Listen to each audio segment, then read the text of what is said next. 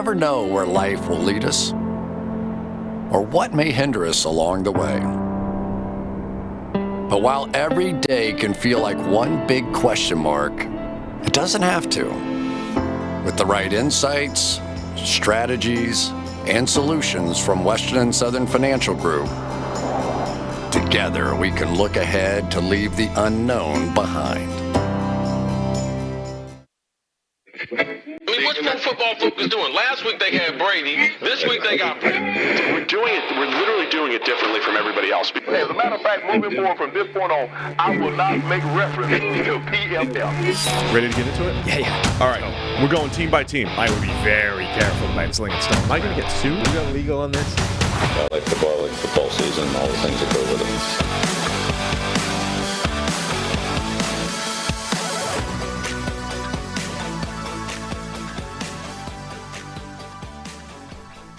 Welcome into the PFF NFL podcast. Steve Palazzolo, Sam Monson. We're live on a Monday morning, and it is our final season preview of the year, Sam. The AFC and NFC South. I am ready to go with my Mark Brunell jersey, AFC South legend.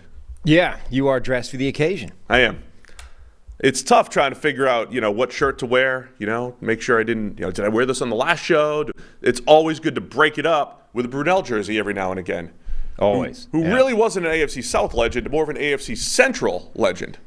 He was only a full-time starter 1 year in the AFC South. Just 1 year, huh? Just 1 year, 2002. Didn't go so well. No, it didn't. And then he got 2 starts in 2003. Then he got benched for Byron Leftwich. Of course, everyone knows that. Everyone remembers that. But yeah, we're going to go team by team, AFC and NFC South. If you haven't caught our previous previews, that's right, we're 3/4 of the way through the league. Went division by division in 3 other shows over the last few weeks. And now he's returned home to the Central. Where he started, NFC Central, with the Lions. That's where he started his career with the Packers. I'm just glad we can do a full Mark Brunell show. Oh, yeah. If we could ever get him to, talk to us. Well, you were pointed to where his office is now, so you could, That's true. That's how true. to His get office there. is right. Yeah, I was right outside his office. I should have gone up to the window. Let's face it, for you, that's outside. just, reaching height. Just knock on his window from the outside. Yeah. All right, so a little housekeeping to kick things off here. I want to give the schedule for the week, and you remind people of the bet show. Remind people about the bets. But this week, you're going to leave for a couple days. Yeah. Okay, but we're going to replace you with Brad Spielberger on Wednesday because tomorrow, Tuesday, is cut day. And so rosters will be trimmed to 53. There'll be some last-minute trades. There'll be some late-round pick swaps. There'll be all sorts of movement, and we'll recap that all Wednesday morning with Brad Spielberger. And then Thursday, we're going to get Trevor Sikkema on the show because I want to talk some draft with Trevor on Thursday. It'll be a high-level overview of the draft, what we're looking for this season in college football, the players to watch, what the class looks like roughly from a position strength and weakness standpoint. We'll talk a little bit Caleb Williams and Drake May, the top 2 quarterbacks that we're expecting to come off the board early in April. So we'll go through all that on Thursday. And then next week, it's game week. Game week. And we're into started. We'll be the only ones in the company working on Labor Day, of course, like we usually are. No, I'm just kidding. Data team's always working too. But we'll come in and we'll just have a full week. Yeah. It's season. Season. Now, remind people the bet show will be sometime next week. So It has to be before the Thursday kickoff, of course. So we'll do a preview show that Thursday. I'm assuming it's next Monday or Wednesday. We will accept or decline your bets. Oh, God, there's a lot of them in the mail. Or just, we'll list out the ones that have been accepted. The bets for the season. Yeah. So anyway, NFLpodcast@pff.com. That's where to send us an email with your bet for the season. If you think we've been crazy, if you think we're idiots, whatever it is, send us the bet, and we will go through the best ones. We've had an absolute ton in the mailbag, so yeah, we're not going to be going through them all. But the document is ready. The 2023 bet document is live. You'll be able to track it throughout the season. We will post it up in the link, etc., the description of the bet show. But we need the bets. We have an absolute ton of them already. I'm not going to lie, I haven't read them yet. If it said bet in the thing, I've just left it in the mailbox. I'm becoming those people, you see their phones, and it's like 7,852 notifications. That's like what the mailbag looks like right now. I haven't gone through it yet. But at some point I will, and then we will have the bet show. Once you let it go, it can get away from you in a hurry. Oh, yeah. in a hurry. I think I had a 6-month span where the inbox was just out of control. I could not catch up. Yeah. And then one day you just do it. Do you actually go through it properly, or you just go mark all as read? No, I have to, I do the mark all as read, I think. Yeah. I mean, I had glanced at if there was something I needed to open during that period, I would have done it. Yeah. But, sometimes it gets away from you. All right, we're going to get into the AFC and the NFC South. But first, fall is all about the back to school and the back to routine checklist. And the most important task on that list should be securing your family's financial future. Starting with life insurance, Fabric by Gerber Life makes it quick, easy, and affordable to protect your family so you can get back to enjoying life. Fabric was designed by parents for parents to help you get a high-quality, surprisingly affordable term life insurance policy in less than 10 minutes. Fabric has flexible policies that fit your family and your budget, with quality policies like $1 million in coverage for less than $1 a day. Get your personalized quote in just minutes, and then apply when it's convenient for you. It's all online and on your schedule. You can go from start to covered in less than 10 minutes with no health exam required. So join the thousands of parents who trust Fabric to protect their life and their family. Apply today in just minutes at meetfabric.com/PFFNFL. That's meetfabric.com/PFFNFL. MEET fabric.com/PFFNFL. Policy is issued by Western Southern Life Insurance Company, not available in certain states. Prices subject to underwriting and health questions. All right, man, we're going team by team. We're going to set the 15-ish minute timer. Let's do it. Timer, 15. I saw a disturbing tweet a little while ago on one of Mina's previews. We're already into Texans time, but we're starting with the Texans.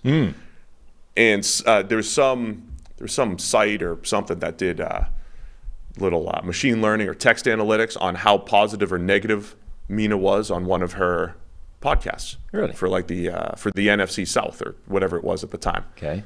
And it was like super positive for the Saints and super negative for the Bucs, and people can analyze our words now. Cool. Instead of just complaining, they can actually do it with data, which is wonderful.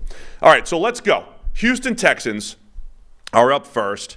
Of course, we've got a whole new regime there. DeMeco Ryans comes in, PFF Bobby, calling plays, CJ Stroud. The biggest offseason news for the Texans was trading up to get both CJ Stroud and Will Anderson. For those who have heard me criticize the trade in the past, we're just going to focus on the on-field here. And just to reiterate for the 9,000th time, my criticism of the trade was that Will Anderson's not worth 3 players. But he's worth 1 really good player, I think, going forward. And for those who would say that they traded up for the quarterback, that is a ridiculous take. They already had access to the quarterback with the number 2 pick. But the Texans are coming off a 3-13 record. They were destined. They were supposed to have the number 1 overall pick, but they made a mistake and won late in the season. Week 18, Bears lost. Bears got the number 1 overall pick and flipped it. So projected for 5.8 wins, though, this season with the Texans. I think the roster's a little bit better than that now. It really depends on what happens with Stroud and Bobby calling plays for the first time here. Yeah, I mean, obviously that's going to be the key is how quickly CJ Stroud can adjust and hit the ground running or otherwise. That's going to be fascinating. Like, CJ Stroud was a guy that a lot of people loved this draft process. Like, there were a lot of people out there saying Stroud should have been the top QB in the draft. He was the number 1 guy. He was better than Bryce Young. He's a more sure thing than Anthony Richardson, whatever it was. There were a lot of people that had Stroud as the number 1 guy.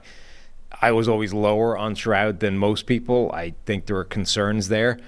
And he hasn't played a lot in preseason. Like, he's played, but they've kept him relatively out of the game, running with the starters, running with the ones. They haven't really gone out there to see, what he can do in preseason. Preseason's just been about the kind of standard knocking the rust off, sharpening up for the season. So we're not really going to find out anything until real bullets start flying and we get an idea of whether the things that look like weaknesses from his tape are real problems. Per usual, I think I'll confirm my priors with Stroud. And from what we've seen a little bit in the preseason, if the play's there schematically, and I'm not saying it has to be wide open, but if the play's there schematically, I trust Stroud to hit that throw, maybe as much as Bryce Young in this draft class. And he can hit tight window throws. There was a lot of stories coming out of Houston about his pinpoint accuracy and what he's doing at practice. We saw that a couple preseason games ago against the Dolphins. A precision deep out, a precision over route where he's putting it right on the receiver. The question during the entire draft process for Stroud was if he's under pressure, has to make plays outside of structure, can he do it other than that one Ohio State game.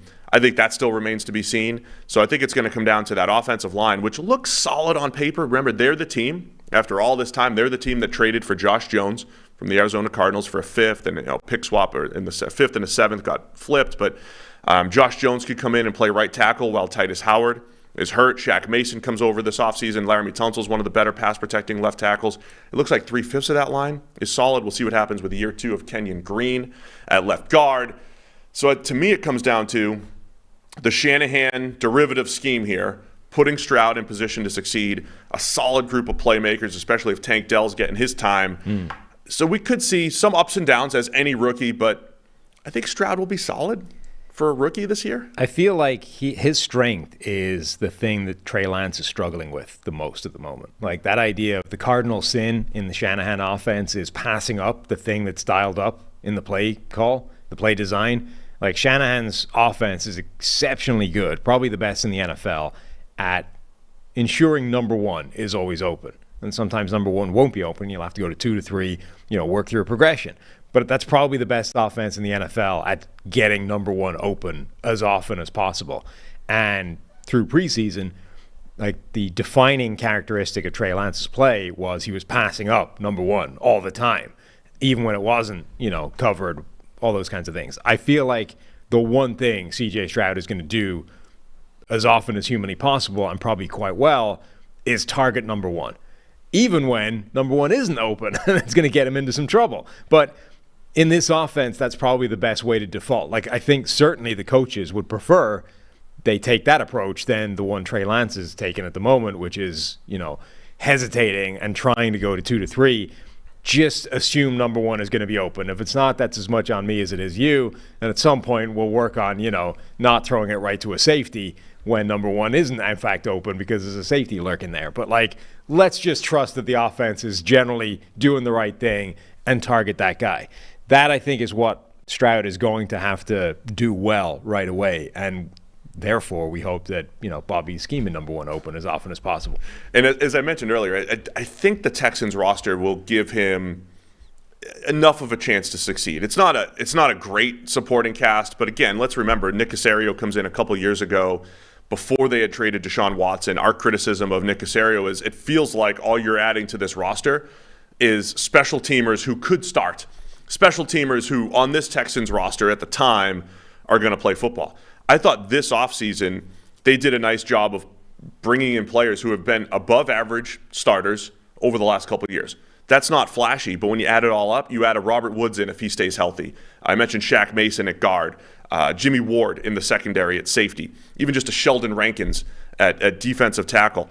Those 4 players would be, top 8 players on the Texans over the last 2 or 3 years, and now they're just sprinkled in as starters. Dalton Schultz at tight end. As much as we say, hey, Dalton Schultz should not be your number 2 target like he was last year for the Cowboys, on this Texans team, he's now an impact player based off what they've had over the last couple of years. So I think they've actually made moves these last couple of years to make their top 22 to 30 players far better than they were 2 years ago. So from that perspective, I'm optimistic about the Texans. Of course, it always is going to come down to Stroud, his development, what he can do. Even running back here, Dameon Pierce in year 2. Devin Singletary comes in, a decent 1-2 punch of dudes who are just tough to tackle.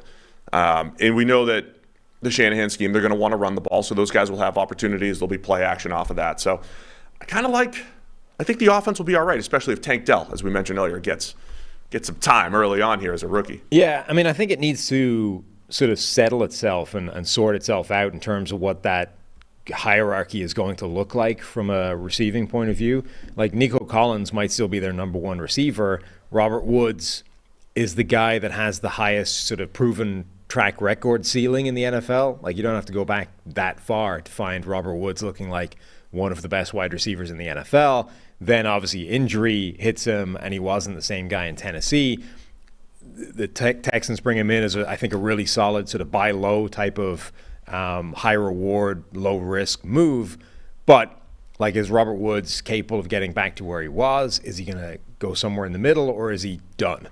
Tank Dell looks like a real immediate threat as a legitimate wide receiver, but he's playing basically permanently, like all the time outside. He's not a slot guy despite his size. He's essentially playing the role that either Nico Collins or Robert Woods occupies. So Tank Dell's playing time involves him actually jumping one of those guys to be on the field. And then you've got who's going to actually man the slot when all this happens. So I think there's a collection of pretty good receivers here, but I don't know that they've settled yet on what that depth chart looks like in order to best maximize that group. All right, defensive side of the ball. We know DeMeco Ryans is the new head coach. He comes over. That's where he had a lot of success in San Francisco as defensive coordinator. Their first big move, as I mentioned earlier, was Will Anderson trading multiple picks, including next year's first rounder, to get Will Anderson at number 3 overall. I think almost every draft analyst, if you were just saying on the field, who are the best defensive players, who are the best players in the draft, regardless of position, Will Anderson was up there for most people. Of course, anytime you're before the draft, people are going to say, well, he's not as good as Von Miller. He's not dynamic. Some people had Will Anderson as edge 5.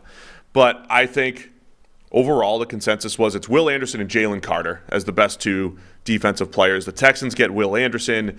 Remember last year their pass rush was kind of hit or miss, and there was times where it looked pretty good, but they need more consistency there. Anderson needs to be a star. And then last year's number 3 overall pick, Derek Stingley, had a bit of a slow start as a rookie, showed some flashes, certainly wasn't as good as Sauce Gardner, the guy picked right after him at corner. But Derek Stingley has that potential as well. I think for the Texans on defense, they need a lot from Will Anderson right away. They need Derek Stingley right here in year 2 to look like stars. And then again, around that, it's solid with Sheldon Rankins and Malik Collins at defensive tackle, Denzel Perryman as a run-stopping linebacker, Jimmy Ward, as I mentioned, coming in as an above-average safety with ties to DeMeco Ryans. So again, I think solid as a ceiling is like the name of the game here for the Texans on both sides of the ball. Yeah, that's a collection of pass rushers that could make some noise. Will Anderson, we don't know quite what he'll look like year 1, but the ceiling is very high for him. Jerry Hughes is going to get you 45 pressures in a season no matter how long he lasts in the NFL. Like, this guy's going to hang it up, still getting 45 pressures every single year. Jonathan Grenard was somebody that we thought could break out last season based off an incredibly good performance the year before in a small sample size. Maybe it was just a year too soon for him, and he's going to have a breakout this year. But there's a collection of guys that can rush the passer there. The real thing that makes the difference for them is, can they get a huge step forward from Derek Stingley? Because he's the player in that defense who has special ability. He was ranked right up there with Sauce Gardner. Very different prospects in terms of their makeup. Like Sauce Gardner was just good from day 1 in college to the end, and did it at Cincinnati, whereas Derek Stingley had this insane freshman season, LSU, and then took a step back, was injured, took a step back, wasn't quite the same guy, but he was drafted essentially off the ceiling. Like, if he can do that as a freshman in that conference, that means he has the ability to be as good as any corner in the NFL. And, we know that coverage, cornerback play is generally volatile, so you kind of give him a break for the injuries and not being the same guy since. But he needs to get back there, because year 1 was obviously nowhere near as good as it was for Sauce. I thought generally his coverage was reasonably sticky. It was the catch point stuff where he started to fall down, which I think generally is a good thing. Like, that's a good starting point. But it does mean that you're going to take that next step. I mean, that was where Eric Stokes was, and then Eric Stokes went the other way instead of taking the next step. So it's a massive range of outcomes for Stingley. Like, he could be anywhere from basically a liability with a PFF grade of like 40 to year 2 he takes a giant step forward. He looks like Sauce Gardner. He looks like one of the best corners in the NFL, and that completely changes the outlook of this defense. I think the secondary generally has, I don't know the key to the season or anything like that, but the most upside potentially here because of what you mentioned with Stingley. Jalen Petrie as a rookie last year, again, if you're just watching the tape and you're looking at traits and is this guy in position and everything, there's a lot of good to Jalen Petrie's tape, but he also missed more tackles than anybody in the NFL last year.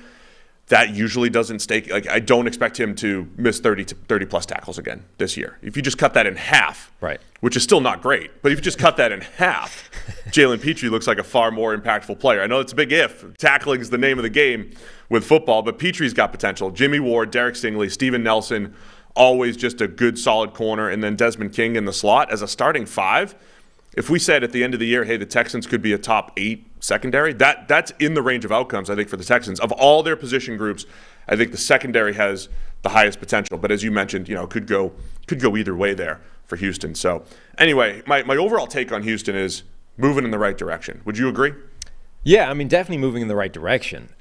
This was the first time, remember it felt like they'd been treading water for a while under Nick Caserio, and it felt like it was because they were stuck with Deshaun Watson for so long, right? He was dealing with his legal issues. He was basically stuck there on the roster. They couldn't get rid of him. So until they could, it really felt like the entire process was just, well, let's just keep ticking over. Let's just keep the roster going, turning over with these nothing moves so that when we finally get rid of him, we can then go in a different direction.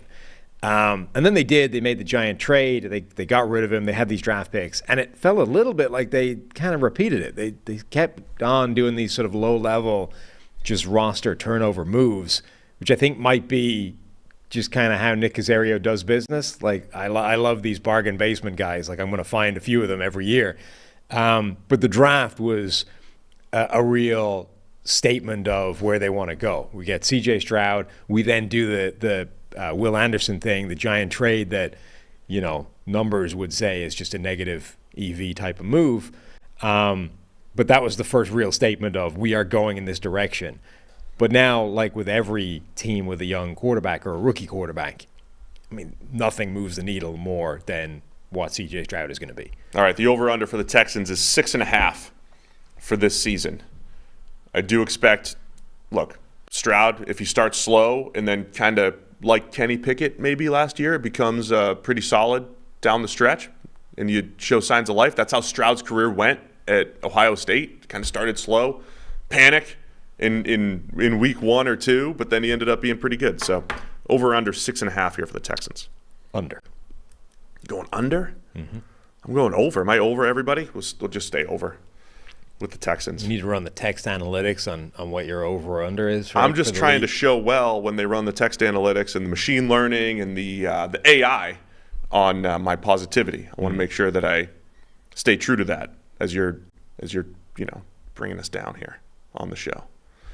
All right, next up is going to be the Indianapolis Colts. But first, college football fans, you ready for week 1? Oh, I am. I can't wait. I'm going to talk to Trevor this week all about college football, the draft. DraftKings Sportsbook is hooking you up with a can't-miss offer, though. You're going to start the season strong. This week, new customers can bet just $5 on college football and score $200 in bonus bets instantly. That's $200 bonus bets. Anything can happen in college football. Your team can go from unranked to dynasty mode in just a couple of years. Change comes fast. The only thing that's a lock is the great offers from DraftKings Sportsbook. So life's more fun when you're in on the action. Download the DraftKings Sportsbook app now and use code PFF. New customers can score $200 in bonus bets instantly when they bet just $5 on college football, only on DraftKings Sportsbook with code PFF. The crown is yours. Gambling problem? Call 1-800-GAMBLER or visit www.1800gambler.net. In New York, call 877-8-HOPE-NY or text HOPE-NY. And there's a whole lot of other states that will be in the terms and conditions. Eligibility and deposit restrictions apply. Beautiful. I made an executive call. No, it's good. But don't get in trouble I like for it. What do you think? Think I'll get in trouble? Probably. There's a lot of red text there. Yeah. They went back like it was old school. Yes, I am wearing a Brunel jersey, Charles G., because we're talking Jags today amongst other teams. Indianapolis Colts, coming off of a season in which they thought they had their quarterback, Matt Ryan. They've been playing, who's the new quarterback over the last few years. It's been a different starter for the last, 7 years for the Colts, basically since Andrew Luck retired. So last year ended up kind of disastrous, 4-12. Kind of disastrous. And we thought maybe Matt Ryan could come in and it's a good enough supporting cast and he can elevate him. But Matt Ryan looked a little old. The offensive line let him down, couldn't handle the pressure. They decided to bring in Sam Ehlinger at points, and that went worse. They brought an ESPN analyst to coach the team in the middle of the season. That was a questionable move. That was all last year. Yeah. Yeah, it's been a long offseason. Just have to remind people that's where we are. That's one of those great ones where, everyone's going to go, wow, hindsight is 2020. Yeah, everyone was pretty much set on that one from the beginning. I think there was a lot of foresight with Coach that one. Saturday, it never seemed like a great idea. Foresight's 2020. Anyway, the whole thing's different now in Indianapolis. Shane Steichen comes in as the head coach, and Anthony Richardson gets drafted at number 4 overall. Chris Ballard's been GM there for a few years now. They've brought in a ton of athletes. It's always kind of been his MO from a drafting standpoint, but this year, all the more. That's where they went. So intriguing team as far as young talent and what we're going to see from Anthony Richardson. So far in preseason, we've seen the really good. We've seen the inconsistency from Richardson. So what are you expecting this year for the Colts? Inconsistency. Perfect. Yeah. Richardson is, I think, really interesting because he's the next quarterback after Trey Lance that when you start looking at the number of pass attempts that all these guys have had, Richardson is the only guy in the same ballpark as Trey Lance from the moment of their college recruiting to like now, right? I drew up a list of pass attempts for all these guys. There were a ton of guys in the same recruiting class. Obviously, Richardson isn't, but all these, like Trevor Lawrence has 5 times the number of pass attempts as Trey Lance does from the moment they were recruited to now. They were in the same recruiting class. Justin Fields is like 3 times more for Trey Lance. Trey Lance is so far off the bottom of that list. Will Levis, interestingly, is the next guy on that list in terms of low end relative to Trey Lance. And yet Levis is almost twice what Trey Lance is. Richardson has less. Richardson has fewer pass attempts since he was recruited than Trey Lance does at this point in his career. And that list included, NFL preseason, NFL regular season, etc. The point being, Richardson is a wildly inexperienced quarterback, like historically inexperienced. And we've just seen one of those guys bomb hard in the NFL. But the narrative is kind of the same, which is incredible athlete. Now, Richardson's a better athlete than Trey Lance.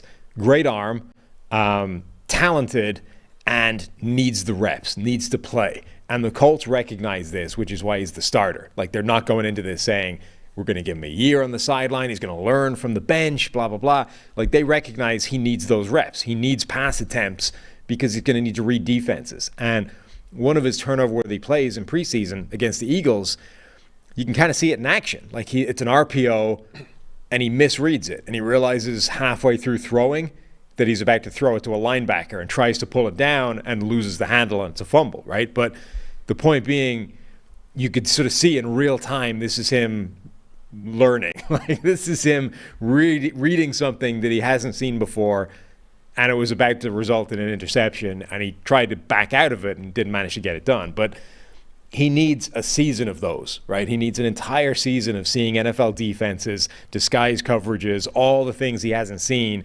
yet, and just work through it. And the Colts, I think, in Shane Steichen, they've just done this with Jalen Hurts. Like, they understand what the game plan needs to look like. And also in preseason, like, we've seen a ton of why it can function, because there's been a lot of plays where Richardson has got out of trouble and done something with his legs and picked up a first down, or, picked up a first down, then had it negated with holding or whatever. But, like, there's a ton of plays where his athleticism is going to keep the drive alive for him to fight again and make another attempt at moving the chains with his arm. But that's what it is. It's going to be a season of learning for Richardson, which I think is probably going to have some highs. It's probably going to have some real lows to it as well. I'm not ready for that. No? I'm not ready for that. I'm not ready for the social media reaction to every week. Look, Anthony Richardson. This is the Anthony Richardson's not accurate. ... Watch this pass. Anthony Richardson can't play in the NFL. Watch this pass. There's going to be no in between. There's going to be no in between. I mean, his game against the Eagles, as you mentioned, that was the most extensive playing time that he had. Mm-hmm. We kind of saw all of that. We saw the dart. We saw this is the potential. We saw him completely misread a simple concept and throw it to a linebacker for a dropped interception. We saw the turnover-worthy play that you mentioned. We saw him do the quarterback things that we have lauded him for. We've said he'll stand in the pocket. He'll go through reads. We saw it in camp. We saw it at Florida. We saw it here in the preseason. Went through his reads and then airmailed the throw. Right. Like, you know what I mean? So, like, we're going to see the full gamut, right? The whole deal for Anthony Richardson in this year. All I ask, give me the solo shot. Give me the solo. We don't do that in this show. Give me the solo. Don't give him a solo. Put a solo somewhere else. There it is. Focus on a spot in the wall. PSA. Please do not overreact to every single Anthony Richardson play on social media. Now, I also can't promise that I'm not going to post some of the good ones because, you know, they could go viral or something. They could get you some clout. But do not overreact to Anthony Richardson this season because it's going to be a roller coaster ride. All right, carry on. Yeah. The fact that what you can see from his tape on a weekly basis, though, is that he wants to be a quarterback. He's not, so he's inexperienced rather than raw. And the difference, I think, is raw quarterbacks don't read coverages. They don't work through progressions. They don't hang in the pocket. They don't want to be pocket passers, or at least they might want to be, but their instinct to run and just be an athlete overrides that almost all the time. Richardson doesn't do that. Like, he plays the game a lot more like Lamar Jackson did, which was the narrative about him was always like, oh, he was never a scrambling quarterback. He was always a guy that you used as part of the designed run game. But Lamar Jackson sits in a pocket, works through progressions, and is a cerebral passing quarterback and always has been. Richardson is a lot more like that. He just doesn't have the playing time under his belt because he's barely played. He's got like 300 and something pass attempts. So you just need to get him out there. Now, the problem he has working against him is he does still seem inaccurate, and that's going to be an issue. That was the one I wanted to mention too. So oh yeah, go ahead. Well, just like, look, the wanting to be a quarterback thing is important, and the being able to sort of hang in a pocket and avoid sacks and work through a progression, all of that is really good and a really good starting point. But you undermine it a lot if you're going to have like a 50% strike rate just in terms of hitting a target. All right, I don't have the exact stats in front of me. I have one stat though that you could bring with you to the Labor Day barbecue next week. One stat. So on the good side for Anthony Richardson, right? This is for every good thing. There's a bad thing in there too, right? So the good things, most yards per attempt when scrambling in college football since we started tracking this stuff in 2014, 12.8. So they'll use him in the design run game, and also when plays break down, he's a creator. So that's good. He's good at avoiding sacks. Yes. Right? That's where Very good. Trey Lance never had that, right? So when you're comparing quarterbacks, the trait for just avoiding those kinds of negative plays, pretty good at, and that generally carries over. And those are the things that usually the best quarterbacks have. Yeah, elements and this is like, it's going to be a balance, right? Because for every, so let's say it's trying to figure out like where are these margins going to land in terms of averages, right? Because, you know, a quarterback is going to throw for 7.5 yards per pass attempt generally, right? But then they're also going to vary in percentage of how many times they get sacked. And when they get sacked, that's like a negative 7-yard play. But then you have a guy like Richardson who's going to take fewer of those, so fewer of those negative 7-yard plays. But he's also like 10 to 20% less accurate than these other guys. So he's leaving another bunch of 7.5-yard plays on the table by missing them, right?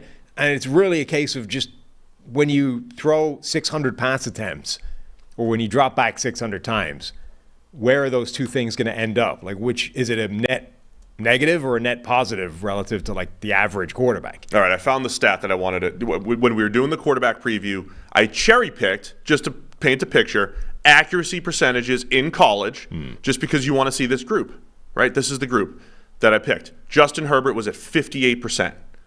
Mitchell Trubisky was at 58%. This is actual ball location in college. Josh Allen was at 53%. Then Lamar Jackson at 52%.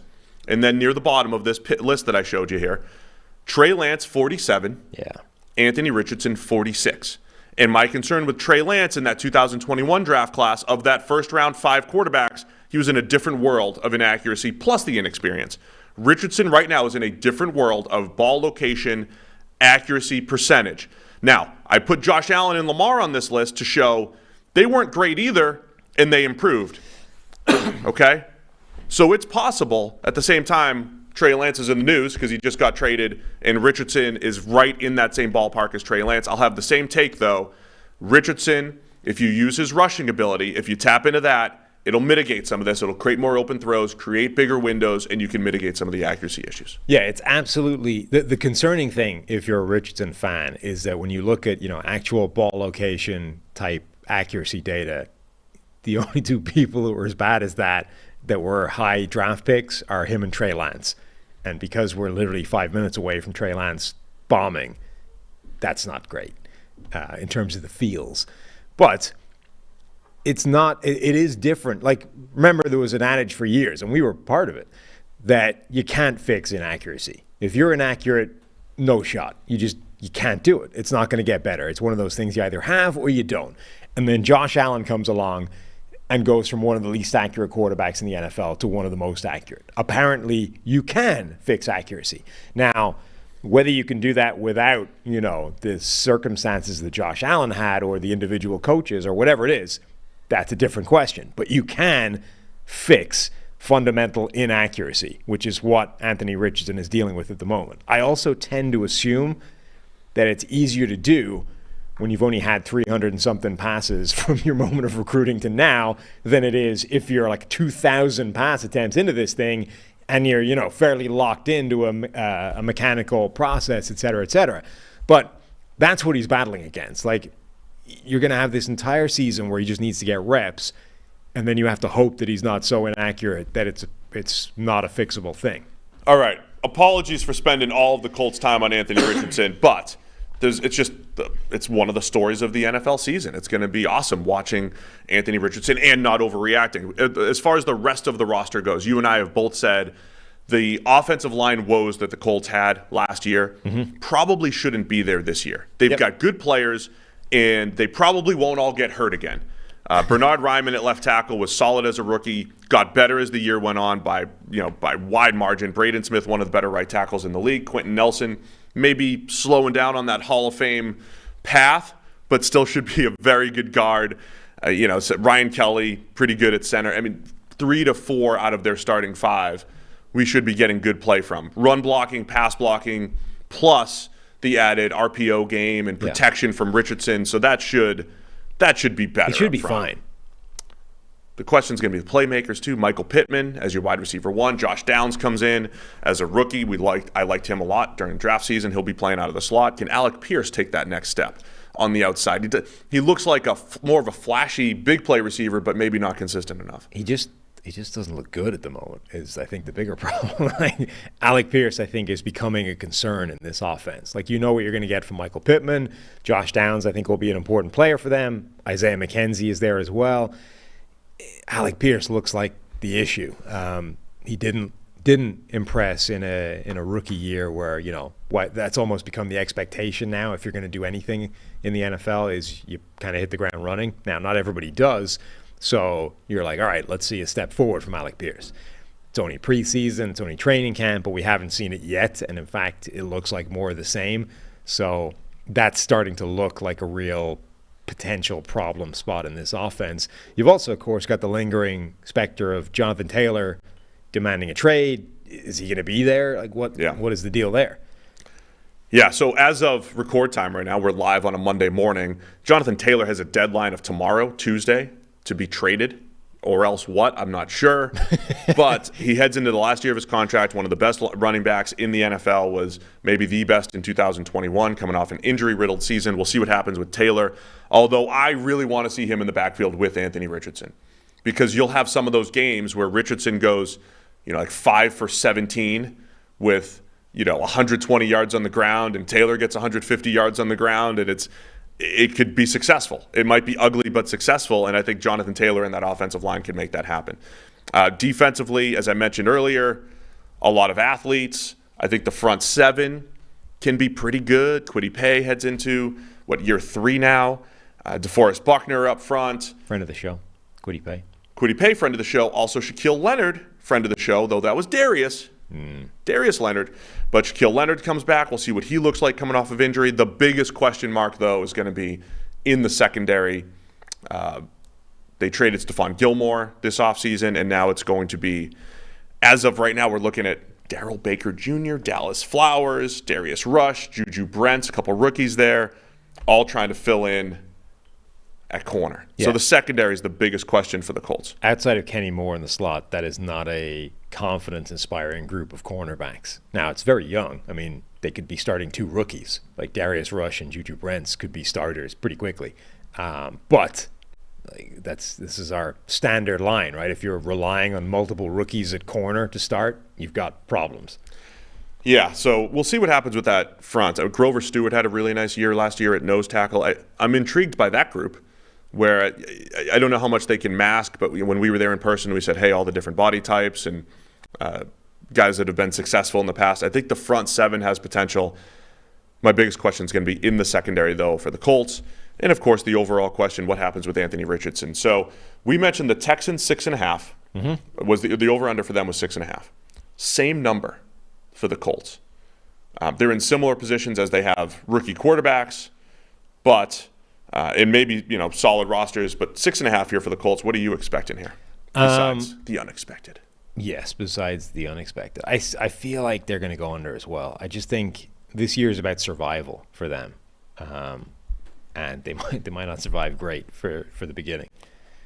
I might actually go under for this. A touch of negativity coming from me here. Touch of negativity. We'll go under on the Colts. So again, like I keep thinking about this. I think they just need to rerun the Jalen Hurts game plan. Like we've seen this before, right? That's what it's going to look like. It's got to be viability. Like, let's just get him reps. And then year 2, you see a big jump forward for Richardson. And then year 3 probably is where you end up getting the full version of what you're going to see. Like, that's what Jalen Hurts was. And the first year of Jalen Hurts, which wasn't all him, it was Carson Wentz in there as well, the Eagles won 4 games that year. And the Eagles probably had a better roster than the Colts do now. So, like, if that's the expectation, they're not going to win that much. All right, before we get to the Jags, we both took the under here? Yeah. All right, Jags are up next. But first, got to tell you about our new partner, AG1, the daily foundational nutrition supplement that supports whole body health. So I've got my wife sometimes, Sam, is like, hey, you got to take care of yourself. Yeah. And she'll give me all those vitamins. She'll just like pack a bunch of pills into one of those little things. It's like, hey, take these on Monday and Tuesday. She's trying to keep me like healthy. An old person pill dispenser thing? We've dabbled a little bit. She's like, hey, take care of yourself here, husband. Don't die on me. Yeah.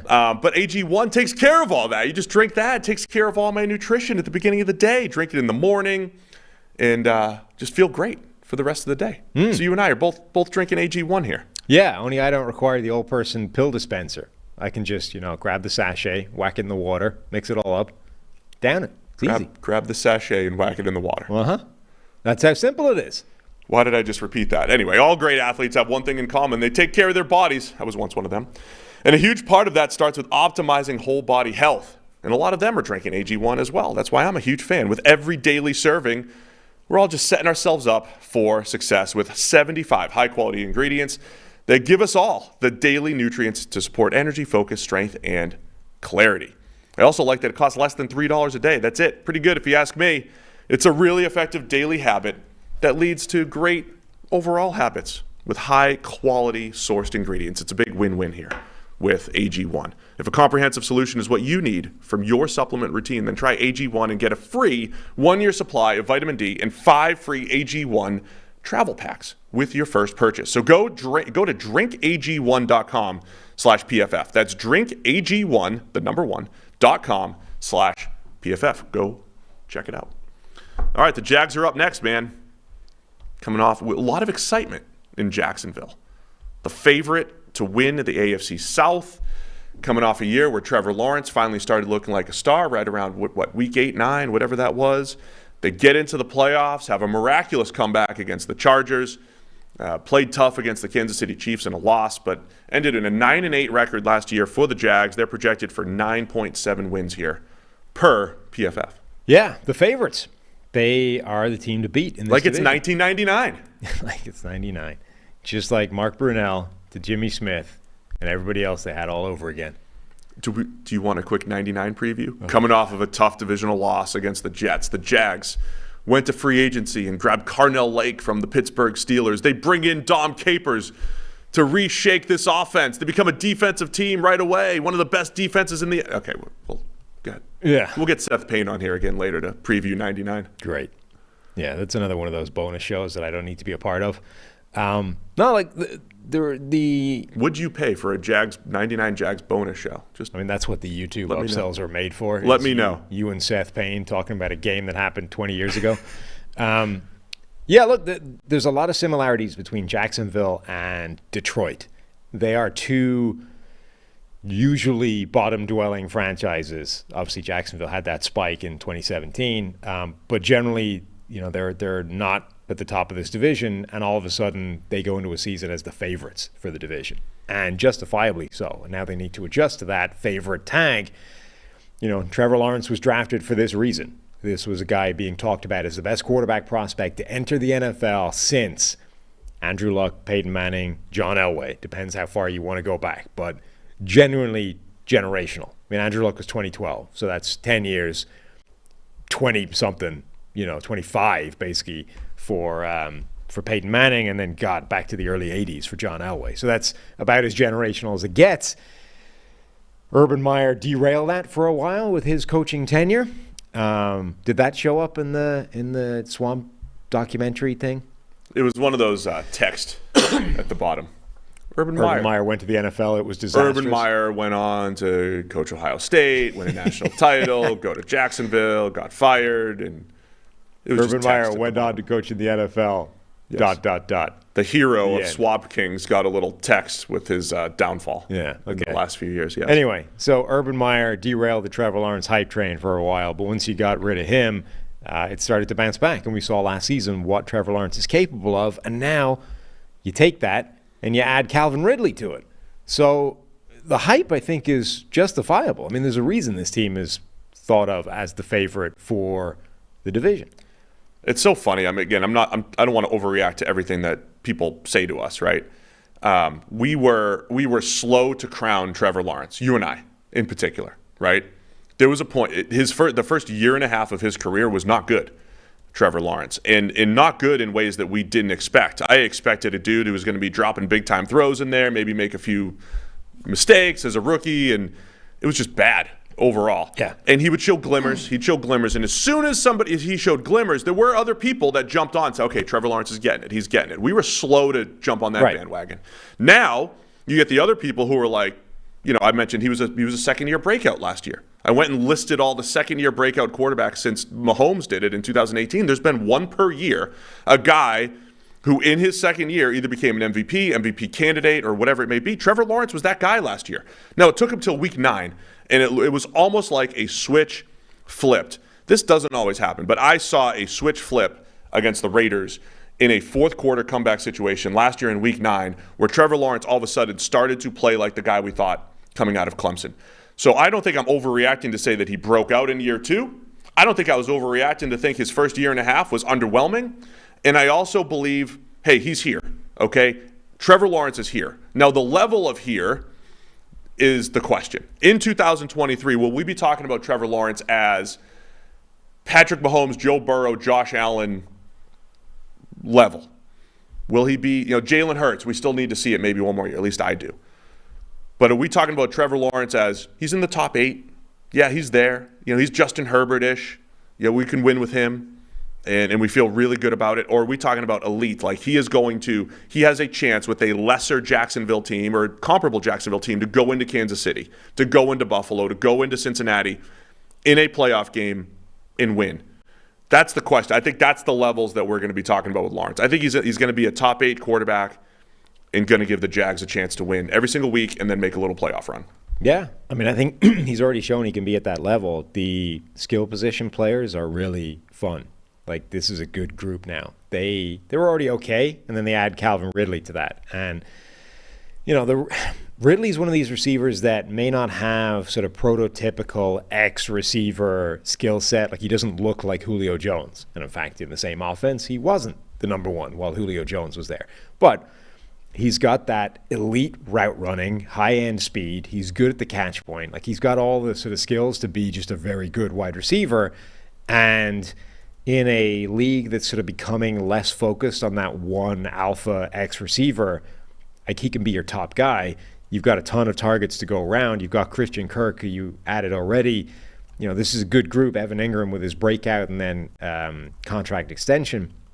Ridley, I think, can just turbocharge what was already a useful collection of receivers for Trevor Lawrence. Yes, I think that's one of the bigger off-season questions was the wide receiver one thing, and having Calvin Ridley in there. That was a shrewd buy low, I think, by the Jags. Ridiculously good value. Yeah, so I love that. I think the playmakers will be good. I think the Jags question is going to be this offensive line now. There's a few teams that have that huge question on the offensive line. You'll hear when we feel good about an offensive line, it's when we list 3 or 4 starters that you're just like, lock them in.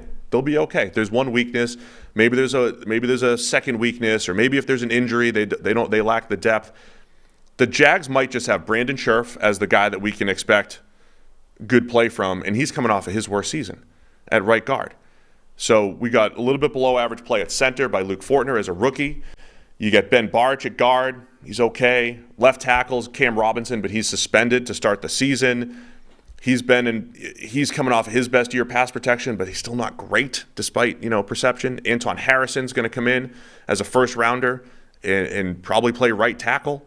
Walker Little's going to fill in at left tackle for Cam Robinson, so there might be some movement around those 3 tackles once Cam Robinson gets back. There's a lot more question marks on this offensive line than you would like to see. Now, Lawrence is also good at sack avoidance and getting rid of the ball and everything, and Doug Peterson schemes it up well, but the line, I think, is the biggest question mark on this offense. Yeah, and it's a line that, so last year when I was doing the offensive line rankings every week, they were they had the biggest disparity between their grades in pass protection and run blocking of any offensive line in the NFL. Like, they were the most one-dimensional offensive line in the league, and they were so much better from a pass blocking standpoint than they were from a run blocking standpoint. But overall, so it results in a lot of kind of overall iffy grades generally because, PFF were grading all of it in both parts. And, if you're not going to grade well in the run, your overall grade is not going to look great. But the bigger point for a guy like Trevor Lawrence is the pass blocking point, right? Like, you want that thing to be strong first and foremost. And if they can't block in the run game at all, it's not a deal breaker. But they graded pretty well from a pass blocking point of view. If that continues, then it's fine. It doesn't look great, and the name recognition might not be there, but it's fundamentally okay. Like, they were top 10 last season in pass blocking efficiency over the course of the regular season, right behind a team like Baltimore, who have a really good pass blocking offensive line. So it doesn't look great.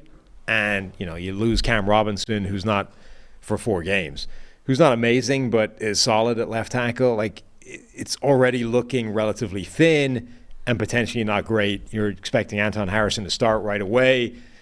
That's a question mark. Like, there's definitely an area of concern on the offensive line, but equally it could be fine if it backs up the pass blocking performance from a year ago. At tight end, Evan Ingram became one of the better receiving tight ends down the stretch as well, coincided with Trevor Lawrence's success. And then having Travis Etienne back again, healthy as a big play, space player. He's good in the pass game, creates big plays as a runner. Tank Bigsby as a rookie, change of pace back, or a little bit more power, has had a decent preseason. So I like all the playmakers. Going to have those questions on the offensive line for the Jags. On the defensive side of the ball, beginning of last year, they showed some flashes from a defensive perspective. They've had a lot of athletic players, including Trayvon Walker, number 1 overall pick, but they were not able to put it together for the whole season last year. It was an okay defense. It looks like a similar squad this year, but the question I think for me is going to be the pass rush. We talked about that a little bit on the show here. Josh Allen continues to get better and establish himself as a good, not great pass rusher, but a good pass rusher.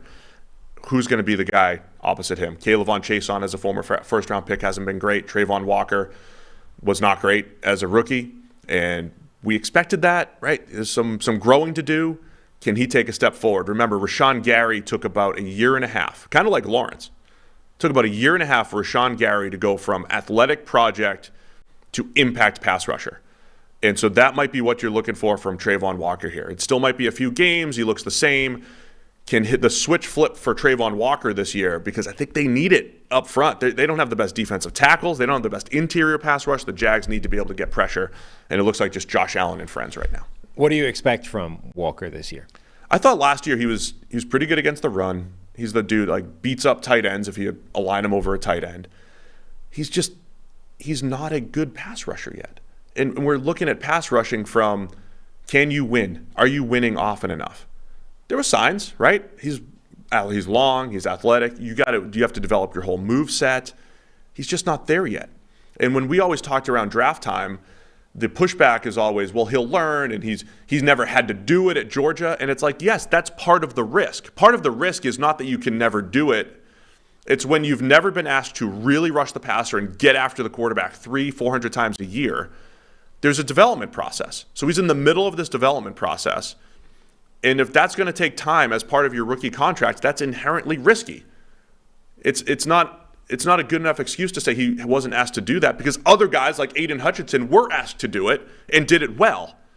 So that's why that's a better play. So, yeah, I think, look, if Walker ever figures it out, I'm not going to be that surprised, because Daniel Hunters of the world, Rashawn Garys of the world have done it. But I still think it's a low percentage possibility, because we haven't seen him do it yet. So it's a challenge. Yeah, I feel like also he's further behind than Rashawn Gary was coming out. Like Gary was kind of overhyped because of his athleticism. Not even overhyped. He was hyped because of his athleticism, and that was the focus, right? Is that he can become this amazing pass rusher because of this elite size and athleticism, and he eventually did.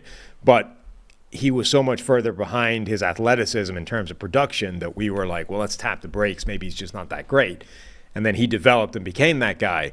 But he was much more productive in college than Trayvon Walker was, even despite the athleticism. Now, Walker is a better athlete than Gary, so I don't know how much to weigh each one of those things. But it might take a while for Walker. I'm not really expecting that much from him this year.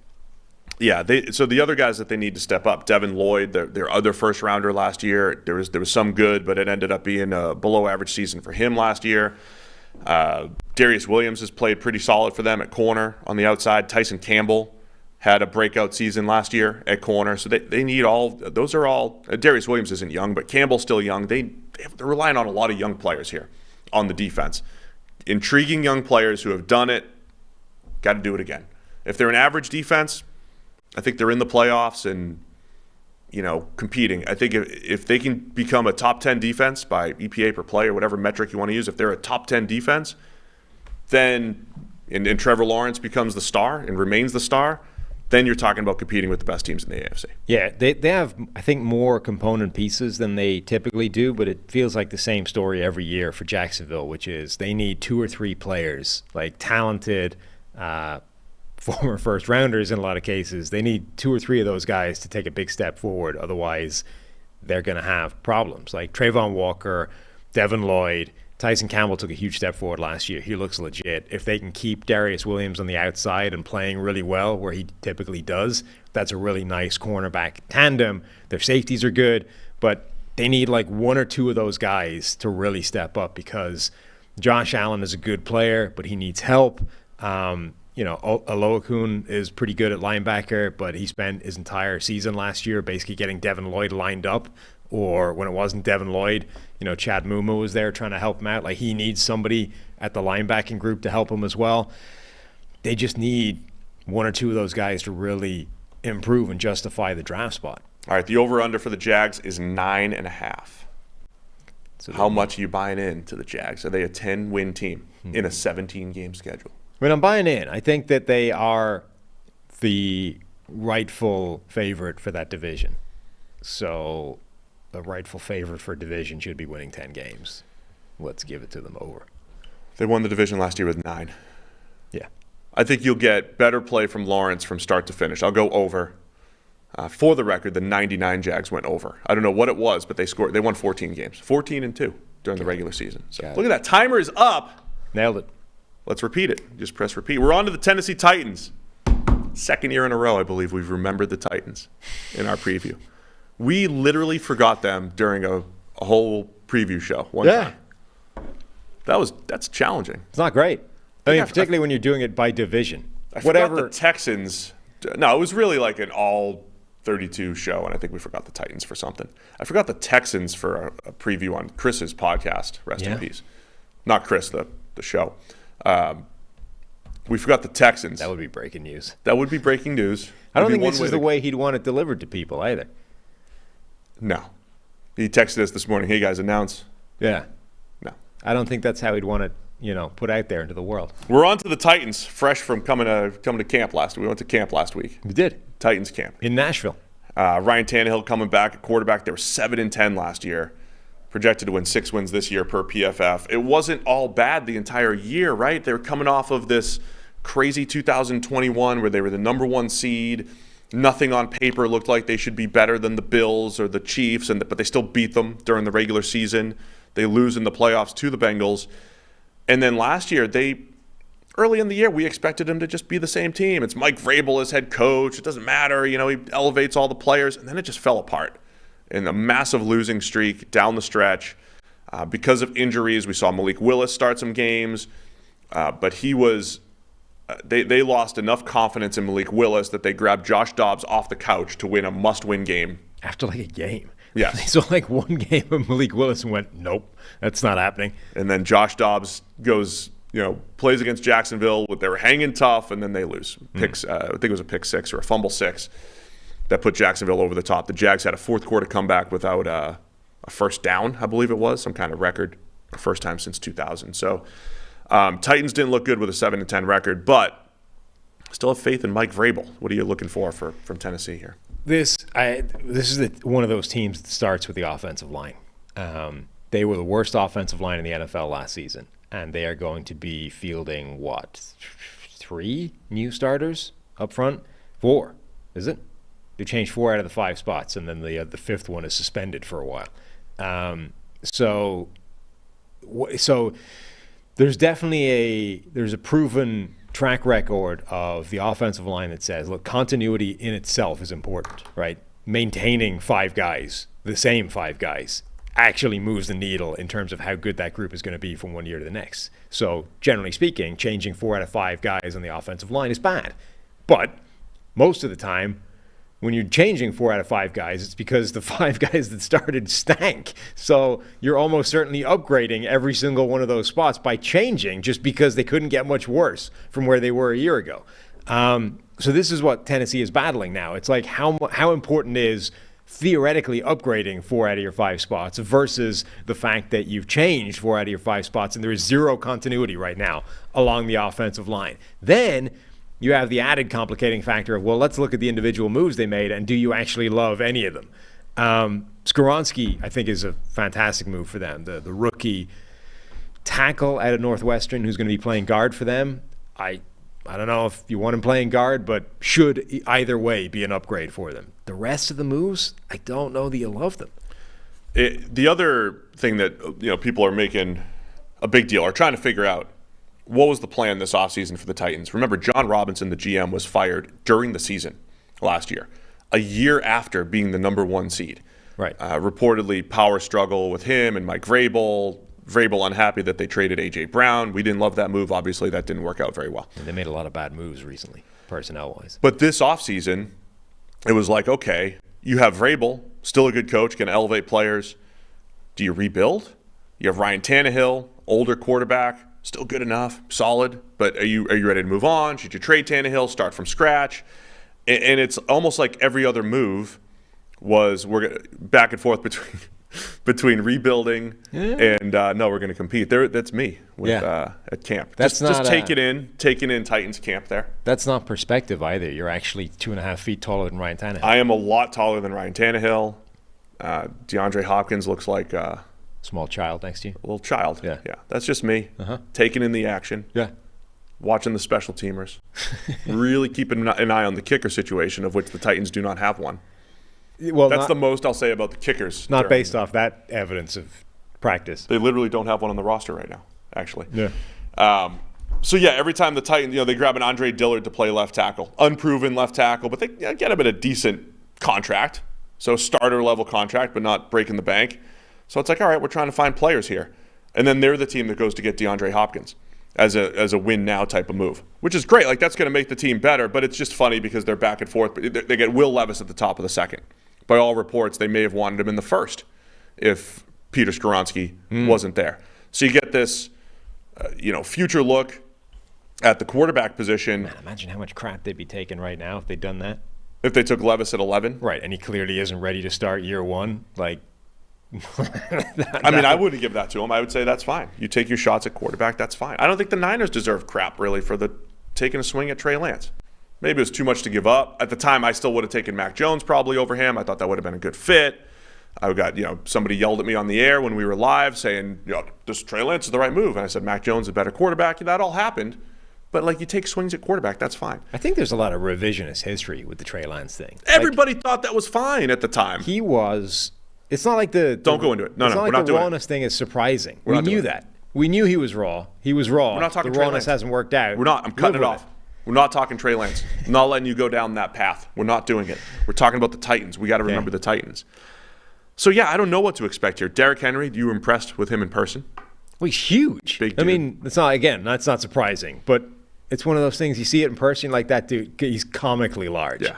Like you, comically large. It's just ridiculous. Should have gotten me and Henry.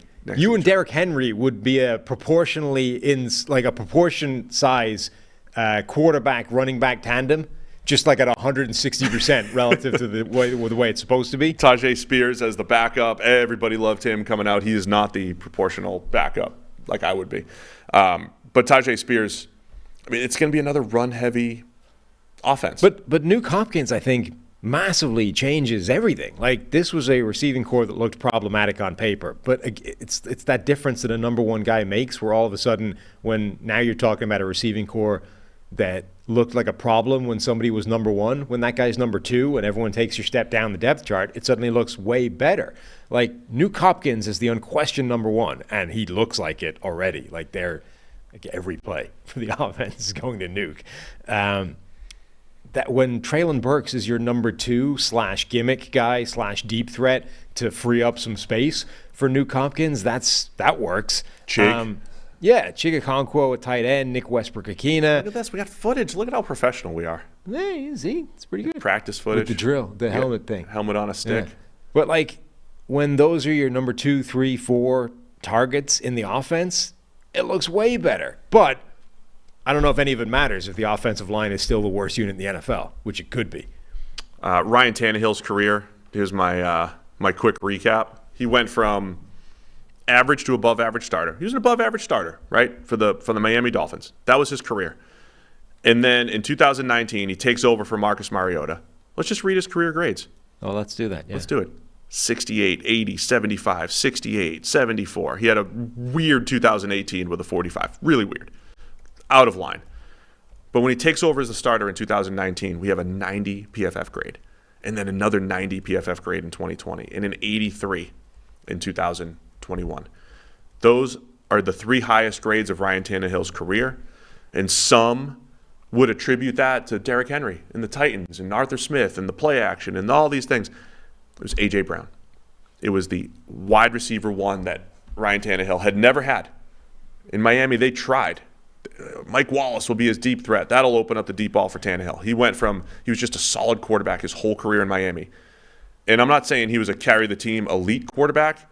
He was a run-heavy offense, play-action-heavy, but I have a wide receiver one who opens up everything else, and Ryan Tannehill's a good, accurate quarterback who can hit open throws, and he did that for three straight years for the Titans, his three best years.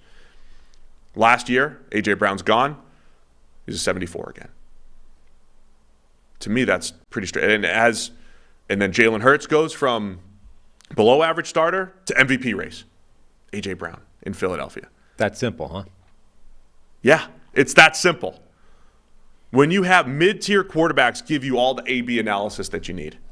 Yeah. Mid-tier quarterbacks give that to you. So my question now for the Titans, can DeAndre Hopkins get Tannehill back? I don't think Hopkins at this point in his career is as impactful as A.J. Brown, but he's still really, really good. And if he takes the attention away, as you mentioned, that opens things up for Treylon Burks as a 2, Chig Okonkwo as a tight end. You run the ball, work play action, put Tannehill in position to succeed. the Titans, who feel like they're in this weird spot of rebuild and they're old and they're competing and they're thinking to the future, could be really good. And I honestly think that just adding DeAndre Hopkins to the mix and pushing everybody down the depth chart will give them that opportunity to just win 10 games and maybe make a playoff push because Vrabel's still the head coach and they're solid otherwise. You don't think that any part of Tannehill's decline was suddenly operating behind the worst offensive line in the NFL last year? They weren't great pass blocking the years before, too. You talked about they were a hell of a lot better than last year. No, you talk about the different. Of course, there's other factors in there, too, and I'm oversimplifying things, but I think that's a huge factor. Because 2020, I believe it was, they were a bottom 5 pass blocking offensive line and a top 5 run blocking line. The Titans have had the biggest discrepancy between pass and run for the entire Derrick Henry era here. They've been pretty good in the run game and not great from a pure pass protection standpoint, in addition to just being protected by the heavy play action game and everything. So I think Tannehill, a little wide receiver one dependent like other mid-tier quarterbacks. We'll see what happens here. Okay. Defensive side of the ball. Kind of like their defensive line. Jeffrey Simmons leading the way, freshly paid, $23.5 million a year. Game wrecker up front, but Pierre Tart, Danico Autry has been rejuvenated late in his career here in Tennessee. It's a pretty solid front there. Harold Landry comes back off injury. They bring in Arden Key, Rashad Weaver. They got some players, I think, in the front seven, or at least from a defensive line pass rusher perspective. I think it's going to be the back seven, linebacker questions, and then secondary questions for the Titans. Yeah, I'm excited to see what Arden Key can do. Basically, looks like they're going to give him a full-time gig for the first time since the very start of his career, when he was quite clearly not capable of doing that. He's the poster child for these long, lean edge rushers that thrive in college, where you can just be better athletes than the guys trying to block you. And then you get to the NFL, and now you got to try and do the same trick against legitimate offensive tackles at this level who are as long as you and outweigh you by like 100 pounds. Arden Key just couldn't hold up early in his career in that role, and then I think packed on some weight, just generally better understood how he was able to get it done, and became like a really good situational pass rusher over the last couple of years for a few different teams. And the Titans have seen that and said, all right, he looks like a different player than earlier in his career. Let's see if he can be a full-time player again. So he's going to get a shot now, which doesn't tend to happen to guys, to sort of go back to being the player that he was supposed to be when he was drafted. Harold Landry coming back obviously should be a good edge rusher as well. Jeffrey Simmons on the inside. That's a really good defensive front. But the questions are going to be on the back seven. And I think they're solid. Like, this is a classic example of a group that you expect Mike Vrabel to get the most out of. Like the combination of Christian Fulton, Roger McCreary, Sean Murphy-Bunting, Amani Hooker, Kevin Byard, that's a good group of defensive backs.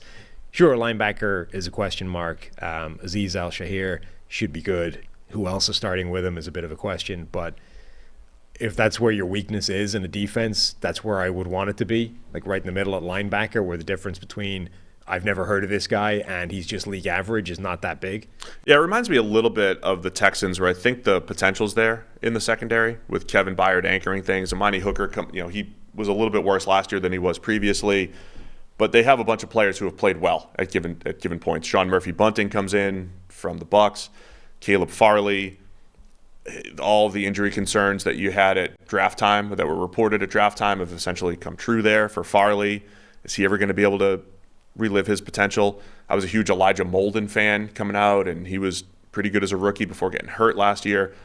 I think there's more potential in this secondary than, say, there's fewer questions than, say, the Colts and some of the other teams that we've talked about. So, I don't know how to feel about the Texans, because it's, most teams come out of the offseason, and I really believe there's only like 4 or 5 teams that you just feel more negative toward. Almost every other team you can talk yourself into being positive.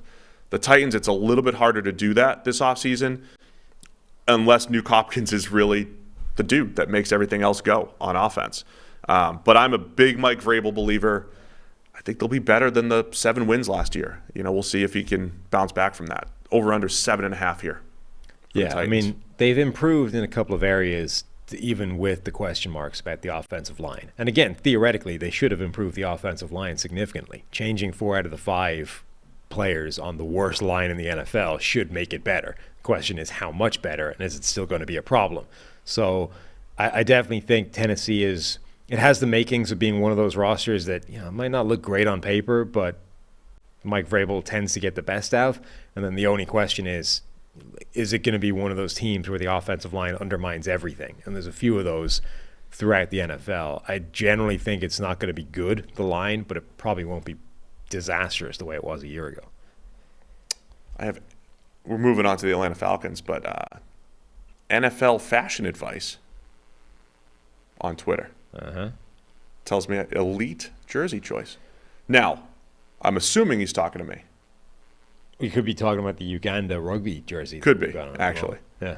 We should clarify. I don't want to presume anything. What was the over/under for Tennessee? Oh, 7.5. Did you pick one? I'm going to take over. Over. Yeah, let's go over. Over. 7.5's not. That's not bad. I'll go over. Tannehill stay healthy. Tannehill's 35. Him and Russ, they're in that. And he can still scoop. We saw some plays in practice. Yeah, former receiver. Took off and made some plays on the ground. They should think about running that guy a bit. He's got some wheels. We are officially 87.5% of the way through all of our previews. Yeah. 7 out of 8 divisions done. We're on to the NFC South, starting with the Atlanta Falcons. Hashtag fun to watch, Atlanta Falcons. They were competitive last year. Yep. Year 3 here for Arthur Smith. Remember, they were competitive. We were sitting there. The NFC South was so wide open early in the year. It's like, the Falcons are hanging tough. They could do some damage. They had Marcus Mariota starting, but Desmond Ridder eventually took over. And now as we head into the year, this group of playmakers with year 2 of Drake London at wide receiver, Kyle Pitts at tight end heads into year 3, and Bijan Robinson with the number, 8 overall pick comes into play running back. 7-10 team last year, the Falcons, projected to win 6.5 here by PFF, but an extreme run team last year. There were 2 teams that were extreme run heavy, the Chicago Bears and the Atlanta Falcons. And when you live in the extremes, this is kind of, also part of Arthur Smith and Tennessee. They lived in the extreme of run heavy when he was calling the plays with Derrick Henry and the Titans. When you live in the extreme, it's a little different, right? For teams to match up against, you're trying to win games in different ways. The Falcons have that intriguing group of playmakers, deep running backfield, maybe the deepest backfield in the NFL. And like the Texans earlier, they've added talent to the defensive side of the ball where they needed a lot of help. So Atlanta, are they going to be sneaky good this year? Yeah, they had 4 running backs last year, average 4.8 yards per carry or better. And then they add Bijan Robinson to that group, who is insanely good. There was a little bit of pushback the longer the process went of people going, maybe Bijan's not that good. He's good, but is he really that good? Who are you talking to? Who are you seeing this from? There were people saying that. There were people that started that one guy back. that always talks up the wrong prospects. We can't add him to the mix. There were people that said that the later we went, that look, he might not be amazing. He's just good. He's special. Like, this is the point. Bijan isn't just good. He's special. You saw that from his very first preseason carry. You see it anytime you turn on the tape in college. It might not, he has an ability to make it look easy, which I think belies how special he is, and I think caused some people to say, he's not that special. Like, he's special. And not just that, but he's going to make this offense look amazing on the ground, but he's also a real factor in the passing game. I mean, there was that ridiculous sort of sequence of training camp videos where he was going back and forth with Troy Anderson in one-on-ones, but we saw it in preseason as well. Like, there's an off-target pass, he just plucks it out of the sky one-handed. He's going to be a factor in the passing game as well. So you've got an incredible group of pass-catching playmakers with Kyle Pitts, Drake London, Bijan Robinson, Cordero Patterson, these guys that collectively make catching the football look really easy. And off-target catching the football look really easy, which may be a factor for Desmond Ridder. But those guys should cook. They're going to run the ball probably more than any other team in the NFL. They were the only team in the league last year to call run plays more often than pass plays. The offensive line still looks like a real force, particularly for a run-heavy type of offense. The offense should be good if Desmond Ridder is anything other than a catastrophe. I made this statement a couple shows ago, right? If you put Ryan Tannehill at quarterback here, who we just talked about, I'd feel great about the Falcons. Yeah. I think I'd feel really good about the Falcons. Nothing against Desmond Ridder, but he's an unknown. If he was not great as a rookie, like any rookie, you could point to some positives and some good plays. He's just an unknown. And if you knew that you can get mid-level quarterback play with this team, the way they run the ball, the way their scheme works, I think the scheme is what has helped Caleb McGarry at right tackle go from pretty much first-round bust to a pretty good right tackle. I think the scheme has played to McGarry's strengths.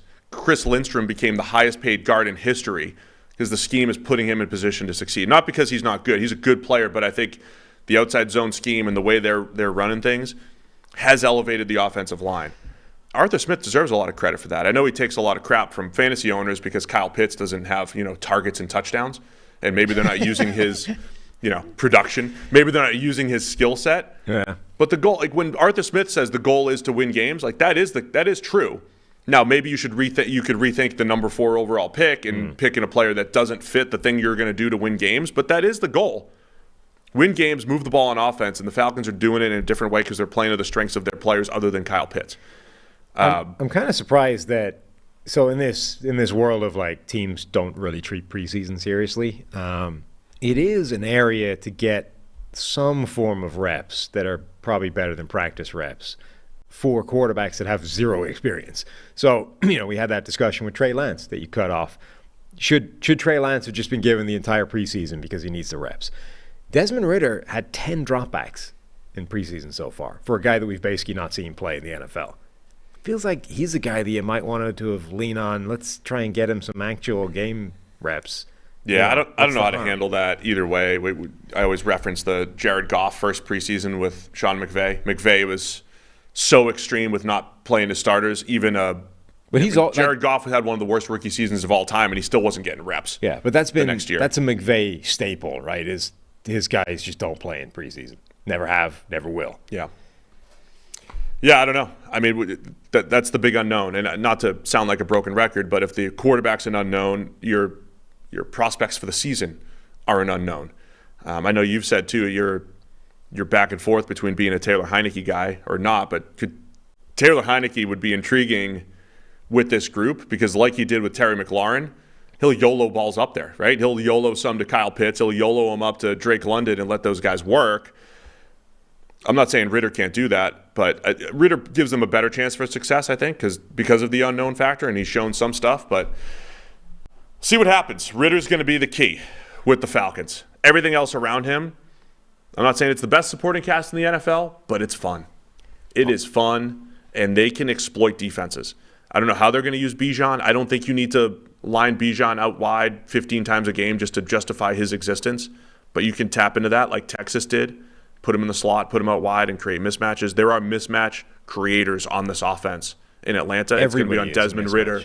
Yes, it's going to be on Desmond Ridder to spread the ball and do that. Even Jonnu Smith coming back to Arthur Smith. Yeah. Patriots used him as a run blocker. Right. He's not good at run blocking. Like, he's a good receiving tight end. They've got mismatches everywhere on this offense. Right. Basically, everybody in that offense is a walking mismatch. I mean, you've nobody that can match up with Kyle Pitts. Drake London is a high-pointing, like, catch point savant in terms of how he catches the ball. Cordell Patterson, the Falcons were the only team to figure out, like, how to deploy him and create him as a mismatch. Like, everybody there is a problem to match up with on defense. All right, defensively.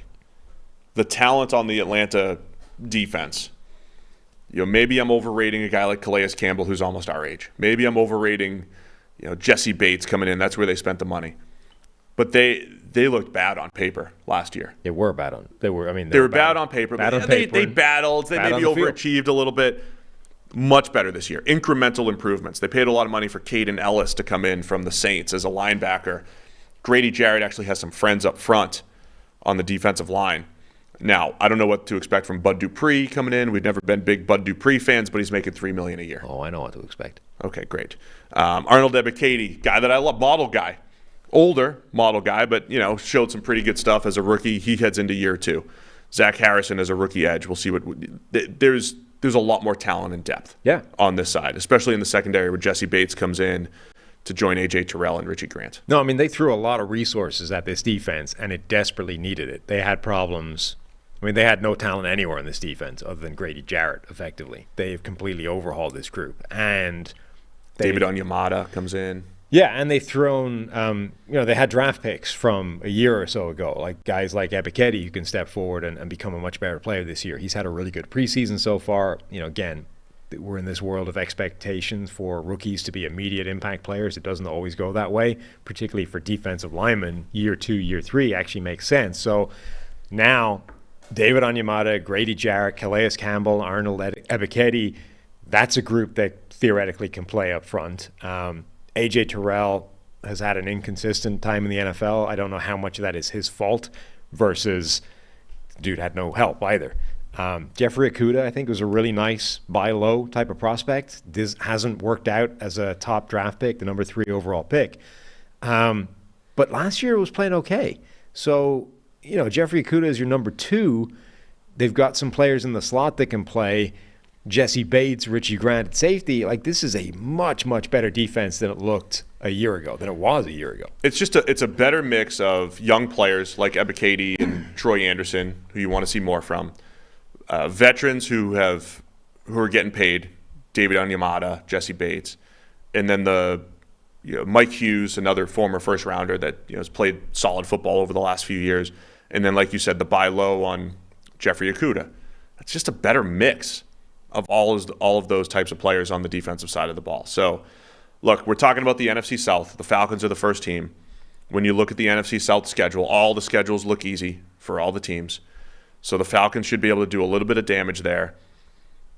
Offensively, we mentioned how exciting they look. Can't wait to see how they fit Bijan Robinson in. And of all the teams that didn't look like they needed a running back, like the Falcons didn't look like they needed a running back, but they still added to the mix. I mean, they didn't need a running back. Like, they didn't. Quite clearly didn't need a running back. Right. Everybody was good back there. Algier was, like, you mentioned this with Gus Edwards. Remember, Gus Edwards goes undrafted, averages 5 yards per carry for the Ravens, and then they go and draft J.K. Dobbins in the second round the next year.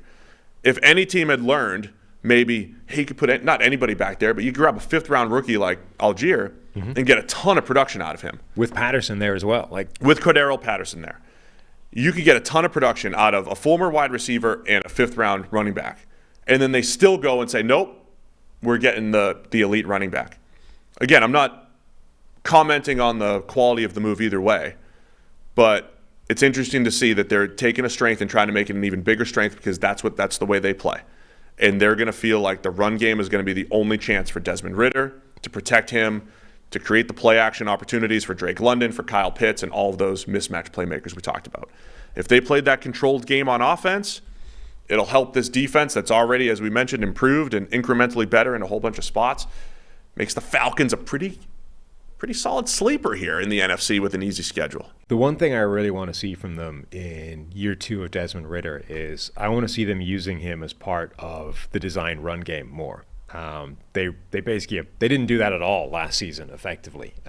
He would scramble, but Marcus Mariota had the plays, in the zone read type of things, like design quarterback plays rushing wise. Desmond Ridder isn't as athletic as Marcus Mariota, but he's not that far behind. Like, that dude runs a 4.5 40. He's an athlete. Let him be part of that game. Like, do it in the way the Seahawks did with Russell Wilson when Marshawn Lynch was there, right? Have it just as a threat that the defense needs to respect, and as soon as they're not respecting it, take advantage of it. But don't take it off the table completely because it helps everybody. He ran for, I don't have the no play filter on here, he ran for over 700 yards in 3 out of 4 years at Cincinnati. So he can run a little bit. Yeah. Ritter. And so, yeah, you with just like need, a 4.58 40. Yeah. Like, he's more than athletic enough for that to be a threat that you have to respect as a defense. And what you're describing is you're not running downhill power and counter with him. You're just keeping him as part of the keeper game. You're running zone all the time. All you do is use him as part of the keeper game, keep one guy honest, and that's it. That's part of the reason why they were so successful last year, because Mariota could at least do that, even though he wasn't hitting throws. All right, over-under is 8.5 here for the Falcons. 8.5 now, because we're into the NFC South where the schedules are a lot easier. Over. I'm going to keep my Falcons optimism. Let's go over. I think they can win 9 this year. Just last year, Desmond Ridder had 3 designed rushing yards. Working him out as a passer. Yeah. Working on the pass game. Marcus Mariota had 249. Yeah, we'll see if they unveil that this year, because I think they'll need it. Let's go over. Let's assume they do, and go the over for the Falcons. 3 more teams here, Sam. Carolina Panthers are up next. Biggest story of the offseason is their power move, trading up to number 1 overall with the Chicago Bears to go get Bryce Young, a team that had been treading water at quarterback for a while. Remember, 2 years ago, they had no draft picks. They were rumored to maybe want Kenny Pickett at 6. Maybe that could have been a good play. Yeah. Kenny Pickett, you didn't like it at the time. You were making fun of him. But Kenny Pickett at 6, but they didn't draft until the 4th round. They get Matt Corral. But this is the year they went and got their quarterback, Bryce Young, number 1 overall. They're coming off a 7-win season in Carolina. 7 wins was enough to be competing for the division late in the year. 7.3 projected wins this year. A roster, Matt Rule's out. Frank Reich is in. And so a lot of turnover here in Carolina. A team that played much better last year than they had in the previous couple of years, but still just not enough, missing something. And we'll see what the new regime looks like here. Yeah, a team that went really aggressive this offseason, was patient with their quarterback spot for the last couple of years, and then ran out of patience and went and did something really aggressive to go get their guy. And, of course, the flip side of that is if you don't do that, you could be a team like the Raiders, who decided to be patient and not aggressive and ended up without a chair when the music stopped. So, look, I always think it's a solid move to identify who you want, go get him aggressively. They went after and got Bryce Young. And Bryce Young, I think, looks okay so far in preseason. Limited sample, but we're seeing a lot of the same things we saw from college, which is good anticipation, able to make guys miss in the backfield really easily. Like, he's got some of that early career Russell Wilson to his game, where one edge rusher coming towards him, he's able to make that guy look ridiculous without thinking about it. He's got accuracy. He's got enough of an arm. I worry about how that offensive line has looked so far in preseason. It's not necessarily been the starting group the whole way, but Ike Ekwonu in particular at left tackle has looked like crap so far. Like Ekwonu, top draft pick, a guy that's a really good run blocker. His pass blocking has been up and down, but like, he needs to step it up given what's been happening so far in preseason. But overall, I think, Bryce Young can function within that offense if the offensive line lets him. Ekwonu was interesting as a rookie. He was a better run blocker than pass blocker coming out of NC State. Last year, his grades were almost identical in both, 67 pass blocking grade, 64 run blocking grade. It's pretty good for a rookie. Pretty good rookie season. But you're right, it's been a little troublesome so far this preseason. A lot of it, look, I think Bryce Young, because of where the Panthers have been as a roster, 2 years ago, remember, the offensive line was one of the worst in the NFL. I mean, one of the worst that we had seen in a while. They have tried to creep back toward average. They're kind of, they're working their way. The playmakers, because they just traded DJ Moore and because you needed DJ Moore to go get Bryce Young, you're not looking at this group of receivers, Adam Thielen at the tail end of his career, DJ Chark, who's just been this, 1-year stopgap type of receiver over the last few years for multiple teams, Laviska Shenault, who's only really been a change of pace type of player and not developed as a true all-around receiver, Terrace Marshall, who has not taken the big step forward that people were hoping for a couple of years now, and your guy Jonathan Mingo comes in as a guy who I think is a size speed threat he's not the most polished receiver, right? He's not going to he shouldn't be a high volume receiving threat. The collection can be okay, but it's not a great group of receivers. It's not a great offensive line. We like Bryce Young quite a bit as a prospect. I think the receivers, but I think there'll be a challenge here. Yeah, the receivers might struggle a bit year one as well. It's clearly the downslope of Adam Thielen's career. He's probably going to be the best guy they have. Like, he's at least the one that knows how to be in the right place at the right time. I like having that guy, by the way. I think year one, Andrew Luck had old Reggie Wayne, who was just possession guy, right place, right time, and it was like dependable 1 year guy. I think Adam Thielen can be that for Bryce Young. From looking at his preseason, I'm starting to feel that Mingo might go the way of Sky Moore year one in terms of it's going to be year 2 and beyond. Like, he's got the size, he's got the speed, he can make plays with the ball in his hands, but there's been half a dozen at this point plays where he's clearly not on the same page as Bryce Young, and I think it's Mingo's fault as opposed to Bryce Young's based on the play. Like, he's either hesitating in the route, or he cuts it off, or he runs the wrong depth and the ball looks like it's inaccurately thrown, but actually I think, Mingo has just run the route too deep, those kinds of things. That's not going to work if you want to be like the number one receiver in this team, which is there to be taken, by the way. Like, if he had a season where he hit the ground running and was immediately, an elite high-end receiver, there's no reason he couldn't be the number one here, because he's got the most physical talent of anybody on the team. He wasn't a high-volume guy at Ole Miss, though. I mean, I would just play to Mingo's strengths, and all his elite plays last year were downfield, right. But the point being, the field type of plays. Right now he looks like he's not ready to be that guy. Yeah. Of course, it's preseason. It's a handful of plays. Maybe those were just the 5 bad plays he needed to get out of his system, whatever. But if he's not that guy, now you have a receiving core that's like one-dimensional deep threat DJ Chark, the ghost of Adam Thielen, and what else? That's not great either, particularly when your offensive line looks like a problem. Now you've got, unprecedentedly small quarterback working behind a terrible offensive line with nobody open to throw to. That is worrying. There could be some ugly games in there because of all that. Yeah. And I don't know if this year's – look, it doesn't look disastrous around Bryce Young. We'll see. It doesn't look disastrous around him. I don't think we're going to come out of this year like we did with Justin Fields, saying, I don't know what I just saw. I don't know if I can evaluate this quarterback in this type of situation. I don't think we're talking about that with Carolina. There's a range of outcomes where the offensive line is average, right? It could be. You need, Bradley Bozeman to bounce back and Brady Christensen to take a step forward. He's one of my breakout players, right? As a left guard, he's the type of guy that would break out here in year 3. Moton's solid at right tackle. But yeah, it's an okay supporting cast for Bryce Young in year 1. It's interesting to me that Frank Reich comes in, and I think the weakness for the Colts 5 years running here has been the receivers. We said that when Carson Wentz came in, when Matt Ryan came in, it's like, if you're going to maximize these guys, you got to get dudes on the outside.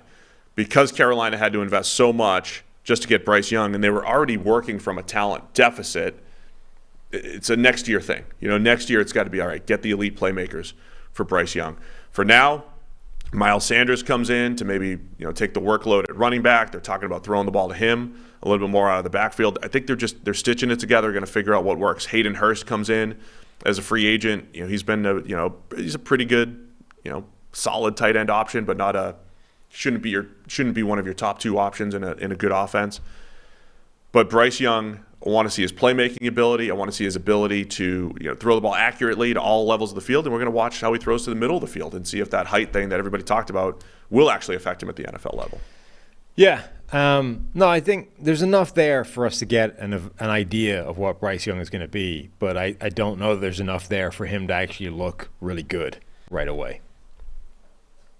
How about defensive side of the ball for Carolina? Derek Brown has established himself as one of the best defensive tackles in the league. It's such an interesting group of defensive tackles that have entered the league over the last 3 years. Derek Brown might be the only good starter that college has given to the NFL in 3 years, off the top of my head.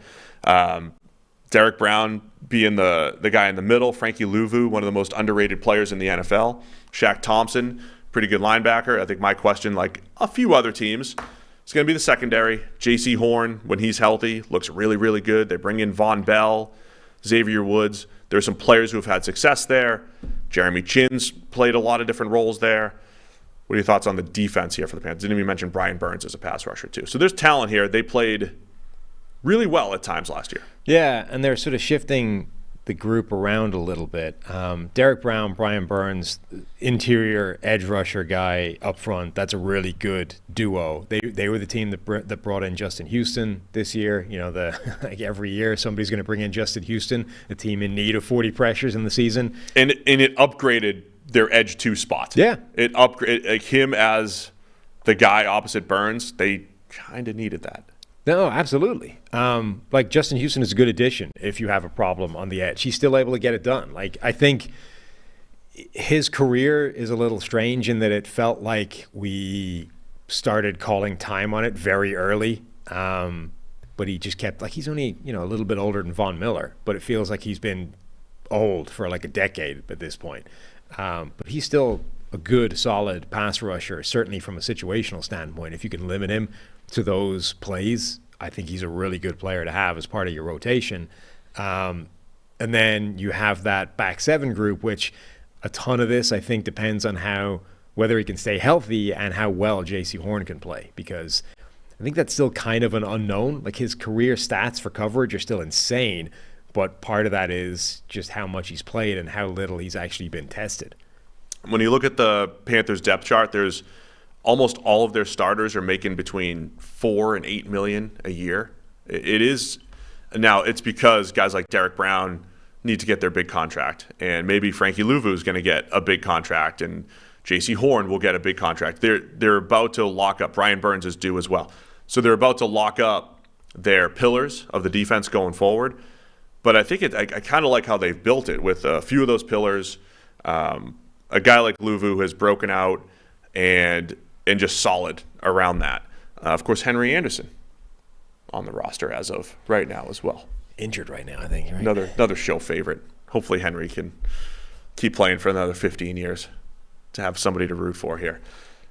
So yeah, I don't have strong takes either way for the Panthers, right? They've got, I think Brian Burns is an interesting guy who is still not good against the run, but is a good pass rusher. I think he's one of those guys where we might push back a little bit about him being elite, and the idea that maybe the Rams were going to give up 2 first-round picks for Burns, I'd maybe question that move, or maybe it ended up being good for the Rams to not make that move last year. But Burns is the guy that I know everybody around Carolina thinks is the catalyst and the guy that they build around from a defensive perspective. He's a very good pass rusher. I think they might just have to limit him on early downs as much as possible. Yeah, I mean, I think he has elite ability, certainly as a pass rusher, as a speed guy in particular. And, you can debate how much of that can constitute or can make up an elite player. Like, how good can just being a good pass rusher get you in terms of an edge rusher? Or do you need to have the ability to play the run, et cetera? And then the big question, not even question, the interesting thing I think to watch this defense is going to be the deployment of Jeremy Chin, who's been that sort of chess piece throughout his NFL career, in not the same defense every single year. How are they going to use him? Is he going to still move around a little bit, or is he going to be limited much more to a specific, this is what you're doing, this is your role, you're not going to deviate that much? All right, my overall take on the Panthers, I know they showed flashes last year, end up with 7 wins. They're a team that is still kind of in transition, but they got their quarterback to build around. So we know they're going to be pumping resources all around the quarterback over the next year or two. I think that makes them a year away. Over under for the Panthers, 7.5 here. I was higher on them until I actually went through their roster and thought about it a bit. I feel like they're going to go under. That offense is starting to concern me now around Bryce Young. Yeah, I feel like I was almost making excuses for the receiving core early in the offseason as well. And as that's played out, I'm just like, man, it does feel like the other Frank Reich offenses where I would look at the Colts a few years ago and say, there's no way they're going to be better than bottom 10 as a receiving core. Even if Adam Thielen has a career rejuvenation, can this be better than a bottom 10 group of pass catchers? I don't know if they have that. I think that's going to be a huge weakness when you pair it with the O-line. Yeah, I liked it when I had confidence that Mingo could come in day one and be an impact player. I'm not sure that's the case, having watched him in preseason. I still think he can be that guy down the road, but I think it might take a year to get him, where he needs to be. All right, I'll also go under on the 7.5 here for the Panthers. New Orleans Saints up next. Saints with Derek Carr coming in. Remember the Derek Carr sweepstakes. While Aaron Rodgers was in darkness, teams were wooing Derek Carr. The Raiders were moving on from Derek Carr, but other teams were wooing. And if Carr ended up in the AFC, it wouldn't be that exciting, but he ends up in the NFC South, where now he's the best quarterback in the division. Saints' starting offense has looked really sharp in the preseason, for whatever that's worth. Coming off a 7-win season, Dennis Allen was the first-year head coach last year, first time with the Saints as a head coach. But we've got them projected for 10 wins. We've got a lot of confidence. You see these win totals, the projected wins for the NFC South, pretty high because of the schedule.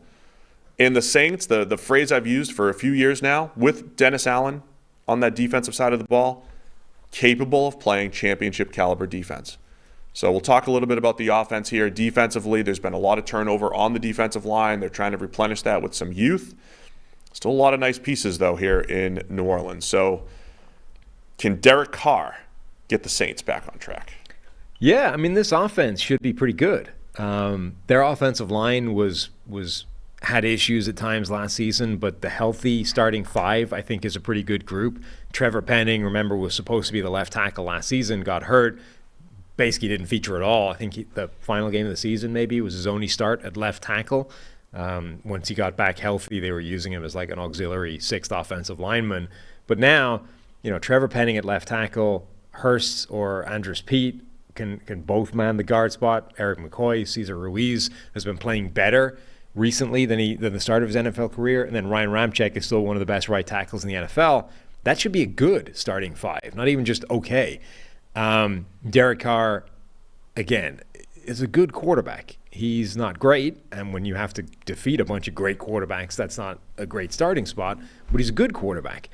And then you look at the receiving core, the big, the X factor is, what are we going to get from Michael Thomas? This is a guy who's now been injured for like years straight. But every time he's been back on the field, he still looks like Michael Thomas. So if you can just guarantee that he's going to be around for the majority of the season, that creates a receiving core of whatever Michael Thomas is right now. Chris Olave, who looked really good as a rookie. Rashid Shaheed, who has become, I think, a much bigger part of that offense as soon as they discovered what they had in him. Juwan Johnson, a tight end. The running backs they have, Alvin Kamara, once he gets back, that's a really, really good group of skill position players across the board behind an offensive line that should be good. This should be a good offense. Derek Carr's career, again, whatever narrative you want is probably true. Is he a QB that's good enough to win with? Yes. Is he a quarterback that you can't win with? Yes. They're both true somehow. That's your middle tier quarterback. That's Derek Carr. He's had years where he's been a top 10 quarterback, production-wise, grade-wise, stats, PFF WAR. He's had years where he was closer to 20. So that's what happens. That's what happens, and that's what Derek Carr is. But the years where he's good, it coincides with having an Amari Cooper, having a Nelson Aguilar as a deep threat that just randomly broke out that one year. It coincides with Darren Waller being healthy. It coincides with the playmakers. The Saints, you just rattled them off. The Saints have that infrastructure for Derek Carr to have one of those top 10 caliber seasons. For everything you just mentioned, I think Chris Olave is a star. And if he, just as a 1-2 punch, Chris Olave and Michael Thomas, if Olave gets to be the all-around star and Michael Thomas just becomes uber possession guy again and stays on the field, with Shaheed as the deep threat, Juwan Johnson, anytime you've got a former wide receiver who's become a tight end and stayed in the league, they're a weapon. Juwan Johnson was a weapon last year. Jimmy Graham is out there turning back the clock. Stop it. Jimmy Graham is mossing people down the field. Jimmy Graham and people down the field even, and in the red zone. Just do that. See what happens. Offensive weapon, Taysom Hill, is still there. I'm just saying the infrastructure's in the place for Derek Carr to have a big season. Now, somebody's got to figure out why. Last year was the worst grade he had. It was the worst season he had since his rookie year, right? As much as he had been in the middle of the pack for his career, he dropped last year. First year with Josh McDaniels, was that the reason? He had Devontae Adams. It wasn't as clear. He lost all his receivers. It was just a new system with Josh McDaniels. That was it. And he dropped off. But I expect Carr to bounce back. I think he's got the infrastructure to bounce back. Alvin Kamara, once he comes back off his injury, it's his suspension, another playmaker out of the backfield. For me, it's going to be that offensive line as well, right? Can Trevor Penning actually hold up at left tackle? Cesar Ruiz has been underwhelming as a former first-round pick. Eric McCoy at center has been up and down. James Hurst just got named the starter over Andres Pete at left guard. It doesn't look like a great offensive line. Ryan Ramczyk is a stud over at right tackle, but that's it as far as knowing what you're getting from an O-line perspective. To me, that's the thing. One other thing with Carr. Don't forget the dome factor. When you go to New Orleans, it's easier to chuck it around indoors. He was indoors in Vegas the last couple of years. It's easier to chuck it around indoors to those playmakers. I think Carr's going to look good. At the same time, last year at this time, I said I wouldn't be surprised if Derek Carr's in the MVP conversation because Devontae Adams is there. I was wrong. But we're going to double down on Derek Carr looking good this year because of what he has around him in New Orleans. I think it'll look good enough. I mean, as I said, that's a really good group of playmakers, and I think that offensive line has the capability to be pretty good as well. If that's all true, I mean, Derek Carr should look about as good as Derek Carr looks, which is, borderline top 10 type of quarterback. All right, other side of the ball. The defensive line is where I'll have my eyes for the Saints. Cameron Jordan getting a little bit older, but still really good. Is he still one of the most underrated players in the league, or is he properly rated now? He was like 9 straight years most underrated player in the NFL. Yeah, I mean, he was underrated, and now he looks like he's declining pretty hard. Over the last couple of years, though, we've seen Trey Hendrickson move on. We've seen Marcus Davenport move on. Sheldon Rankins. So there's a lot of turnover on the defensive line for a couple of years now, including Cameron Jordan kind of coming back down to earth. But they've relied on guys like Carl Granderson to break out last year. Peyton Turner, former first-round pick. He was better down the stretch after really not doing a lot his first year and a half in the league. They draft Isaiah Foskey in the second round, and then first-round pick Brian Bresee, who had some nice plays just last night against the Texans. They're relying a lot on the youth and a veteran like Nathan Shepard coming in, Colin Saunders. So they need a lot of help from that mix of veterans and some of those young players that they're building the future around. Yeah, I mean, the Saints' defensive line used to be one of the better groups in the NFL. Now I think it looks reasonably concerning. Cameron Jordan, I mean, he's still going to play the run really well, but his pass rushing grade has declined in each of the last 3 years. Last season, he had just 37 total pressures in almost 500 pass rushing snaps. That's pretty awful. A pass rushing grade of 53.2. That's also pretty bad. If that's where he is now at 34 years old and only getting older, the Saints don't really have anyone that you can rely on rushing the passer. Like, at that point, Carl Granderson is probably their best pass rusher. And that, unless he takes another step forward, you probably don't want him being your number one pass rusher. Then you have like the back seven, which has always been, well, this is a group capable of that incredible play. It's always been, like as long as the defensive line is cooking. What happens if the defensive line cooks not at all? Is it still capable of that kind of play? They have those games, right? Whenever they played the Bucs, or last year when Derek Carr was in town and the Raiders didn't cross the 50-yard line. The Saints always have a few of those games where it's like Super Bowl caliber defense. And then other games, it's not there. I do say, hey, maybe just being capable is all you need, especially if the offense is moving the ball. So that's where I'm confident in the Saints, and I think the defense will be good enough. Demario Davis at linebacker. I still think Marshawn Lattimore is one of the better corners in the NFL. He takes on a big role, even though he's battled injuries these last couple of years. Tyrann Mathieu and Marcus May in the secondary.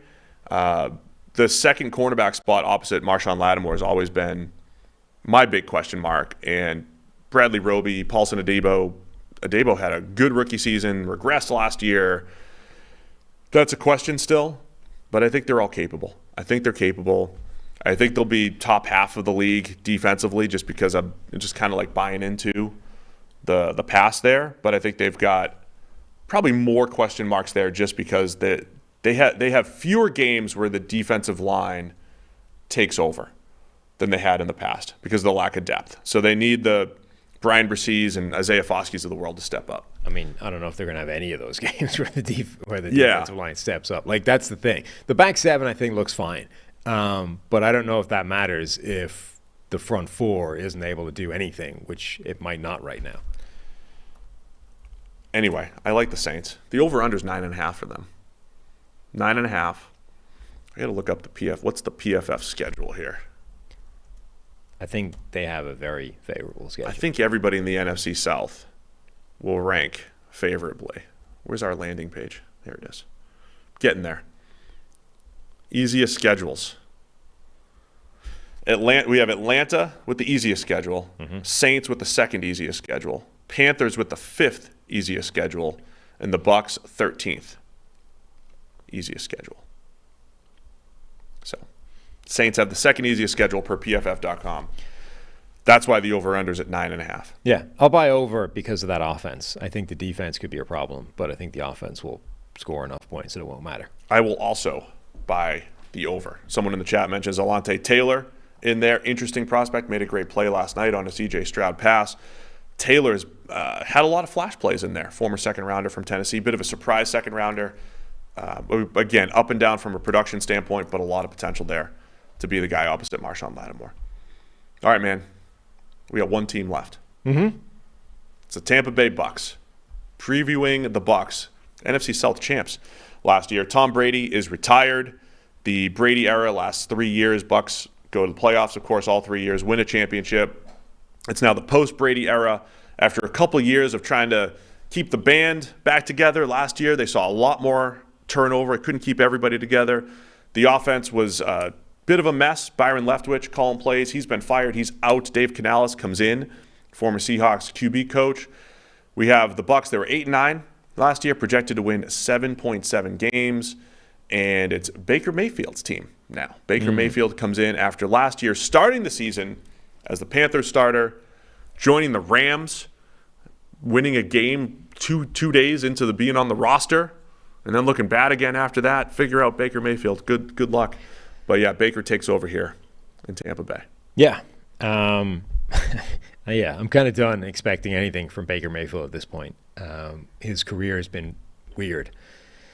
Remember, he hit the ground running in his career. He was the guy that broke the streak of Browns, the stupid jersey with the million names on it, crossed off one after the other. Baker Mayfield broke that streak. He came in, he set a rookie record for touchdowns in a season. He looked like the answer in Cleveland.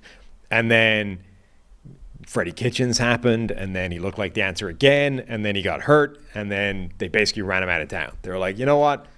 Your play was so bad when you had a broken shoulder, we've decided to move in a different direction. And as it happens, Deshaun Watson's available. So that's what we're going to do. See ya. And then his Carolina tenure was an absolute disaster, unbelievably bad. And then you have that cameo with the Rams, and now you're like, I have no earthly idea what Baker Mayfield is going to look like from 1 week to the next, let alone in any new environment or not. But the rest of this roster is solid, and it's like they've fallen into this classic trap of you build a good roster around a superstar quarterback and you have a contender. When the quarterback goes away, you still look at the roster and you're like, you know what, this is pretty good. This isn't a bad roster. We can win with this. And you're like, yeah, but you can only really win with it when you have a really good quarterback. And if you don't have that guy, it's not a good enough roster. So when Baker Mayfield is your quarterback, you look at the offensive line and you're like, uh-oh. Tristan Wirfs is probably going to be good at left tackle just as he was at right tackle. But now you've got Matt Filer, who was a sort of poster boy of, solid starting guard and then wasn't. Robert Hainsey, rookie Cody Mock, Luke Gedicke, that's a group that's not inspiring confidence. The receivers should be really good, but that might not matter if it's Baker Mayfield running for his life behind a bad offensive line. It sounds like Ryan Jenkins is having maybe his career end here at center. Remember last year he got hurt in training camp, opted against surgery, made it back in time for the playoffs. Jensen, what did I say? Jenkins. Ryan Jensen, sorry. My apologies to Ryan Jensen. But he was one of the better centers in the league, and his career might be over now, actually, at center. Robert Hainsey, who did fill in for him last year, was okay. He was fine. But remember, the offensive line, the run game in Tampa Bay was historically bad last year. And as much as we don't talk about the running game here, we never want any part of your team to be historically bad, no matter what it is, even if it's punting, even if it's kicking, whatever it is. You don't want it to be historically bad. Having an historically bad run game last year affected everything else because you also didn't have a pass offense that was creating open throws, that was scheming things open. It was a lot of, hey, go win one-on-one, Mike Evans, Chris Godwin, trust Tom Brady to get you the ball. So I think the scheme will be better. And even though the talent on the offensive line, Luke Gedicke moving from where he struggled at guard back to his college position at right tackle, maybe that'll be better. But we just haven't seen it. That's 4 spots where there's either someone new or someone moving, including Tristan Wirfs, moving to left tackle. And so that's a bit of a question. I think he'll do it. He's very good. But you also didn't have to move him to left tackle. You know my thoughts there. So the O-line helping the run game I don't know if they'll be able to. The scheme will, though, I believe. I think Canales will put them in position to succeed. Rashad White taking the bulk of the carries here. And then a year removed from the ACL surgery for Chris Godwin, he wasn't himself for much of the season last year. That foundation could be good enough. Mike Evans, Chris Godwin, for Baker to just throw the ball up to, which he likes to do. He likes to give those guys opportunities to make plays. Trey Palmer, the speed receiver, coming out of Nebraska, has had a nice little preseason. Now Russell Gage is out for the year. Palmer is fighting for that wide receiver 3 spot. Raheem Jarrett, another rookie wide receiver. And Cade Otton was solid as a rookie tight end, 4th rounder. I think they're okay there. Again, it just comes down to we have no idea what to expect out of Baker. And it's not just because he's been inconsistent. He's been inconsistent when it didn't make sense. You know how I can describe Derek Carr's career and say the highs went with when everything around him was good, and the lows were when things fell apart. Baker's almost the opposite, right? When they got OBJ, he was bad. Yeah. When he had a bad situation, he was good. When he was expected to be good, he was bad. When he gets off the plane and doesn't even know the playbook, he was good. Nothing makes sense with Baker Mayfield. And honestly, with the Bucs, you could paint both pictures. He's got Mike Evans and Chris Godwin. That's good. But he also has a whole new offensive line that might not be – we don't know what anything is in Tampa Bay. Yeah, I will say generally I'm with you on the – like if Tristan Wirfs is an amazing right tackle, leave him there. There's not much difference. Like what's the point? I will say, however, with Baker Mayfield specifically. Maybe that's different. Yes. Yeah. The way he reacted when Greg Robinson was his left tackle, and after about 5 minutes, he was like, on every single play, I am now assuming my left tackle is getting his ass kicked and running for my life in the opposite direction. That became a massive problem for them. He's a peaker, right? He peaks. He does peak at that left tackle. Hey, Greg Robinson's there. Right. I don't know. So if he just has unwavering confidence that Tristan Wirfs is his left tackle and he never has to worry about what's coming from behind him, maybe that's a good thing for Baker. Like he can actually hang in a pocket and not, run for his life to the right field every single play. So that's the one situation where it might be worth having Tristan Wirfs play there, assuming it's of a similar kind of level. But yeah, the Ryan Jensen thing is a weird story because remember, he tore his knee. It was like training camp, right, last season. Yeah. And got back by the end of the year. Like, surprisingly so. Guy goes down, bad knee injury, training camp. You're like, uh-oh, season's gone. As has happened this year. IR, probably not coming back for the year. But he ends up getting back on the field last season, having not had surgery. It was some form of knee ligament injury, and then he elected to go a different route. I'm not saying he shouldn't have. Like, he's apparently had, multiple opinions on this thing and then ended up going the route he went, but went back into the game last year, and yet that same knee might now be basically shutting down his career. So, I mean, if it is, that's a horrible thing to happen in a world where knee injuries tend not to be career enders anymore. It's unusual to see a guy go down and have one sort of linger for multiple seasons and potentially shut down his career. Yeah, it's really unfortunate for Jensen. And like I said, offensively with the Bucs, I don't know what to expect. Mike Evans, I think, is still really good. It was an odd season last year where him and Brady weren't on the same page, like way more than they were the first 2 years. It's almost in reverse, right? If it's early in their time together, it makes sense, and then it grows. They were not on the same page. Baker doesn't have the best history of being on the same page with the receivers and everything, but like I said, Baker Mayfield's also very aggressive, and I think he won the job over Kyle Trask because of his aggressiveness and taking shots down the field. Trask has been a lot more conservative by all reports in practice and during games. So Baker's going to give those playmakers a chance to make plays, which means the range of outcomes is wide here for the Bucs, I believe. Well, I also think that I think a few shows ago, I was sort of saying, look, I think there's mileage to be had in simply not being Baker Mayfield if you're Kyle Trask. Like you could maybe sneak up on the rails and win this job by simply not doing the things Baker does, right? Just being super conservative and not making mistakes. But Baker Mayfield hasn't really made any mistakes in preseason. Like, if he'd gone out there and every time they put him on the field, there was a turnover-worthy play out there, then I think Kyle Trask could have actually snuck that job. Also, by the way, Trask has been out there and actually thrown those turnover-worthy plays. So Baker didn't do it and Kyle Trask did do it despite being conservative. That's usually not a particularly good feeling.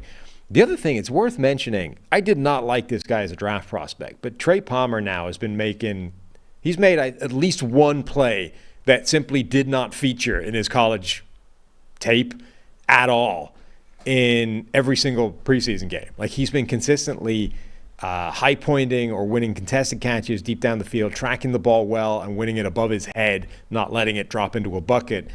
I mean, if he's able to do that, his speed plays. Like, that guy is blazing straight line speed. And in college, I didn't think it would matter enough because I didn't think he could actually make those plays at the catch point. If he's figured that out in the last 6 months, I mean, he should absolutely feature in a receiving corps with Mike Evans and Chris Godwin and be the deep threat. Just be the fast guy too. Right. And just be the fast guy. Color me intrigued. I know I say intrigued a lot. Because I can't wait. The season's coming soon. Can't wait to see all of it play out. But color me intrigued by the Bucs offense, with Canales maybe making it a little bit easier. More boot action, more schemed open throws. Defensively, Todd Bowles' defense has been pretty good over the last couple of years, right? So, again, another team that was capable, obviously, of playing championship caliber defense. You want some synonyms for intrigued? Just throw it into the mix it in, thesaurus please. there. Has anybody been counting? I mean, you're a big overuser. I'm trying to get away from intrigued and interesting. And interesting, definitely. There's not a ton of better words out there. Now, you have to restructure the whole sentence. Right. There are 6 synonyms, according to thesaurus.com, for intrigued. Absorbed. It's not a bad one. Charmed. I'm absorbed. Not so great. Well, I mean, anyway. Captivated. That's a good one. Captivated's a good one. I don't want to overuse that because I'm not really that captivated by the Bucs. I'm just intrigued. Fascinated. Yeah, we use that a lot too. Yeah. Entertained and interested. So that's the same problem with that one. Huh. Kind of stuck here. You guys are stuck with fascinated, interested, and intrigued. Now, interested also gives you engrossed. I'm not going to be engrossed. I'm just going to be intrigued, though. It's too far. It's a higher degree of intrigued. Engrossed, like you're all in. Captivated is a good one. I was engrossed in Stafford and the Rams. I'm merely intrigued by the Bucs. Enticed. Enticed means you're being swayed to do something. I'm not being swayed. I'm going to opt in to watching all this stuff this season. Can we just talk about the Bucs defense and wrap it up for season previews? Sure. We'll have a prediction show as well before the season. So that's got to be week of. We need to have Labor Day prediction show. That's what we'll do. Labor Day prediction show. Okay. That Wednesday will be the bet show, day before the start of the regular season. So people can react to our predictions on Monday, send us their bets for Wednesday. That's me. That's the schedule for next week. Get that on the schedule for next week, please. Bucs defense. It's been pretty good under Todd Bowles. Got a little bit of change in the secondary. Carlton Davis, though, and Jamel Dean both come back. Yeah. Brought Carlton Davis back at free agency at corner, so that 1-2 punch is pretty good. Question mark's going to be at slot corner. Rashawn Murphy-Bunting moves on. They bring in Ryan Neal at safety. Shaquille Barrett comes back off of his injury. And then long-rumored potential trade of Devin White. Did not happen. Devin White's still playing. Everyone knows our takes on Devin White. Not as good as the hype. I think people started to catch up to that last year. Yeah. When they actually saw some football plays of Devin White instead of just the sacks. And then the defensive line, we've seen an overhaul these last couple of years. Kalijah Cansey, their first-round pick. Line up the little guy next to Vita Vea. Also interested, intrigued, and fascinated to see how that all works. Yeah. Captivated. Captivated even. Gripped. I'll be engrossed in that. Gripped. Yeah, gripped's a good one. It's a gripping defensive line here in Tampa Bay. There you go. Cansey hurt his knee? Is he still good? Yeah, I don't know. Oh, okay. He's really bringing the information to the people here. Well, you're asking me live on air. Well, yeah. I hope that you might have more of an indication as to whether he was healthy. We get an injury report on Kalijah Cansey for week 1. Yeah, thank you. There's no injury. Nobody wants to give injury reports. No. Nobody's required to give an injury report until next Wednesday. Correct. Except for the Lions and Chiefs. We'll see it on Monday. But that's it. We have no idea on injuries. Yes. So, yeah, look, the defensive front, I think, should be pretty solid. They've got pass rushers. They've got guys who can defend the run. Devin White, for all his faults, and there are many, is a good pass rusher, a good blitzer from the linebacker position. And he does quite a lot of it because he's not so great at other things. So they want him to do that as much as possible.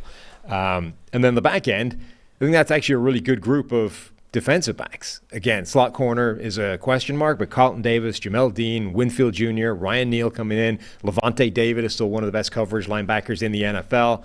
That's a really good group on the back end if they can get enough pressure up front. And Kancey has the capacity, I think, to transform that pass rush. Barrett is good. Tryon Shoyinka hasn't really shown what he was expected to. Vita Vea will make plays from the interior, but if Kancey can become that consistent every down pass rusher on the inside, that changes everything. Look, I've given Walt a lot of leeway in the chat here. Yeah? But he just said PFF is wrong on Devin White. Uh-huh. I can't let that slide. Okay. Walt, I challenge you to go watch all of Devin White's plays.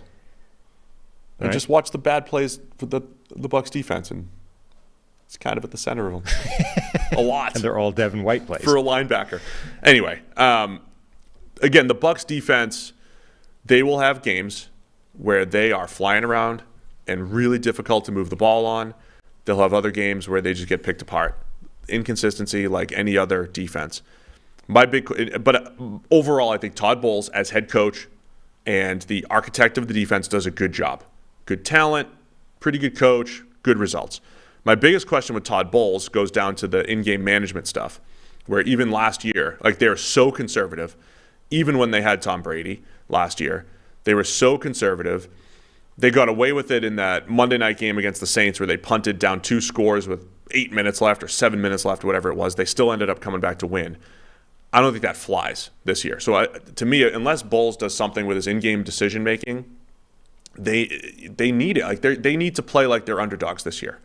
They're no longer the best team in the division, clearly the best team in the division. Right. They need to play like underdogs. And so they need Todd Bowles to make that adjustment. They need the defense to play strong.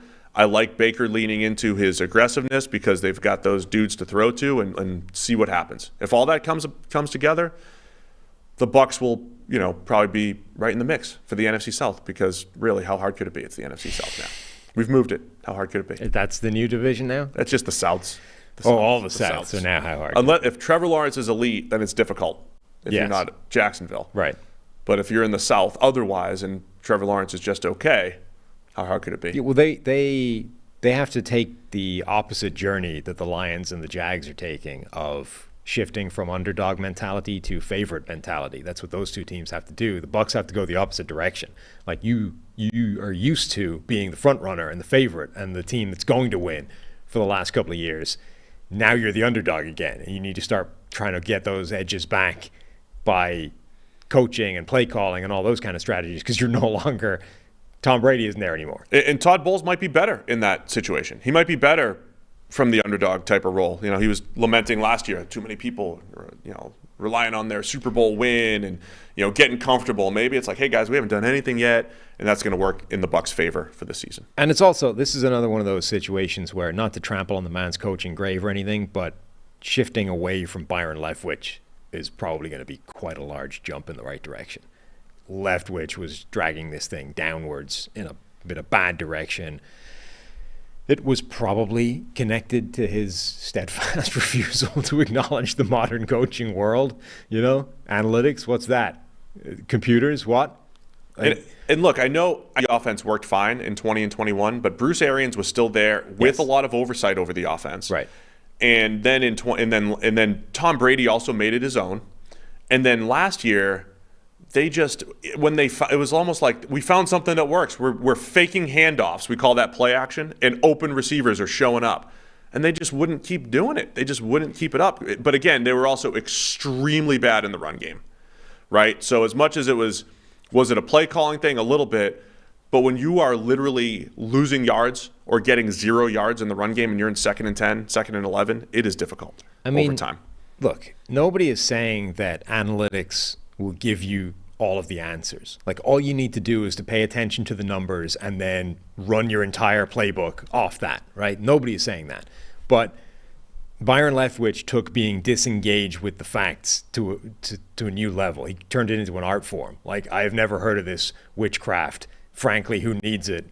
We play football over here. It's like, look, that's just being deliberately ignorant of information that can help you do your job better. And that's probably not smart. And if you were operating the best offense in the NFL, it still wouldn't be smart, but at least you couldn't really say anything about it. When you're not doing that and the offense is actively struggling and you're just deliberately ignoring information that could help that, that's clearly problematic. So the fact that the Buccaneers don't have to navigate that this year should help. Last thing to mention, because we promised more running back analysis, Rachaad White, he's going to be the bell cow guy this year. It's good catching the ball out of the backfield last year. Showed some flashes, added a little more juice to the run game over Leonard Fournette, expecting bigger things from Rachaad White. How's that?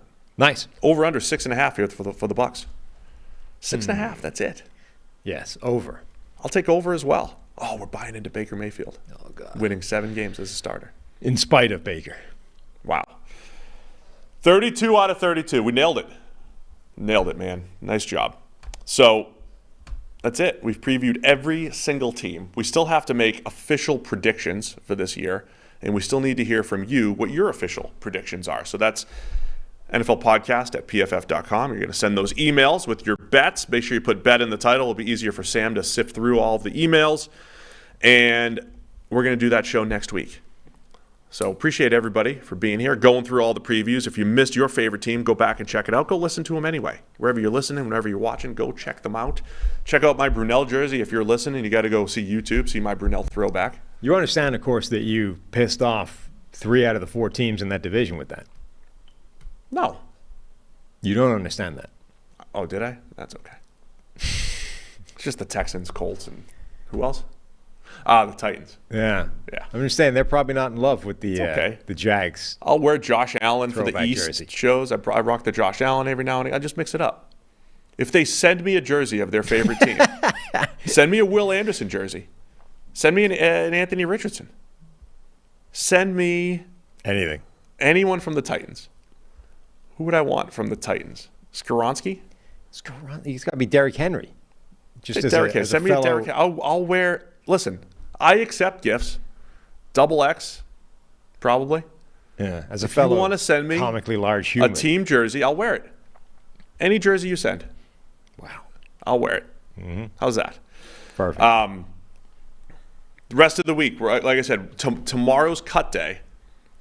All rosters have to be down to 53 tomorrow on Tuesday. So I'll be here with Brad Spielberger Wednesday, going through all of that. You know, who's been cut, who's coming back after week 1, all the mechanics of the roster moves, and then I'll be with Trevor Sikkema on Thursday previewing the draft, high-level 2024 NFL draft preview.